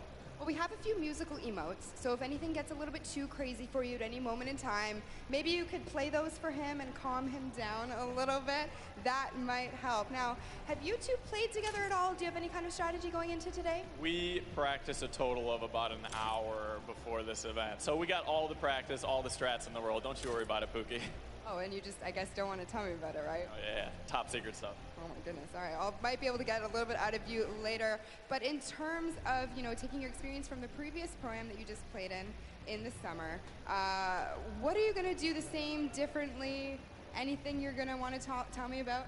I think I'm more prepared now for the chaos and the hecticness between like the crowd, the subwoofers in the stage, and just the overall volume. It's not like sitting on my couch at home playing Fortnite. It's a completely different experience. It's definitely different. I mean, if you want to put your feet up at one point, we can get you some Cheetos or something. It'll be great. I'm trying to get into the more serious mode right now. I'm flipping the switch. Fear's got the switch too. We're switching it. My goodness. Well, you guys heard it here first. These guys are locked in, so I'm going to let them get a little bit more practice. Golden Boy and Monster, back to you guys at the desk. Thank you so much, Pookie, for that one. For itself, I've had opportunity of commentating many of his victories in the past across a variety of games. He's humble. He goes up there and he's humble, but this guy, when he needs to pull off the big wins, he certainly can do it. And then I think it's also interesting to note there what Mackenzie said. This is a very different vibe. When you're playing out there, the bass, the feeling, it is substantially different than chilling at home. But honestly, he has the experience. He's been here before. You know, maybe after a couple times in the ring, you can pull it all together. That's what I'm hoping for someone like Nick A30 as well, right? You've been in this situation before with enough experience. I really think they can overcome anything. Yeah, very true. Look at that. Positive guy, positive monster. You love to see it happen. I'm rooting for the underdogs. Yeah, that's right. This guy. Oh, and then obviously, I heard you in the Creator Showdown just blindly picking whoever was winning at that time. We're not going to talk about We're not going to go back to that. We're not going to go back to the past. We're living in the present now, buddy. I respect that. I respect that. Well, folks, I know you guys want to get into the game. I do as well, and I was told by our team in the back that the game is getting ready to go in just a little bit. We're going to jump right into the island. It's going to be awesome, and I just want to get out there and see some Battle Royale. That's really all I care about, because these players, they're about to throw down. It's going to be awesome. You see Xavier Woods there.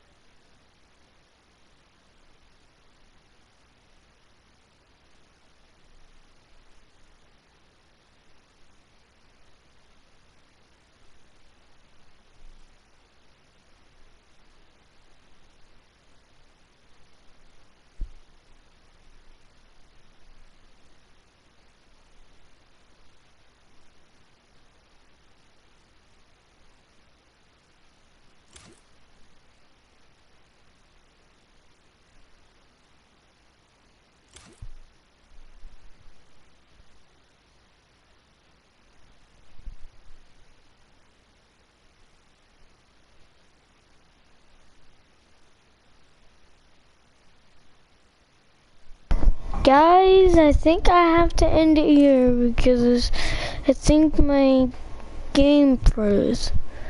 So, I'm just going to end the stream here. So, bye, guys.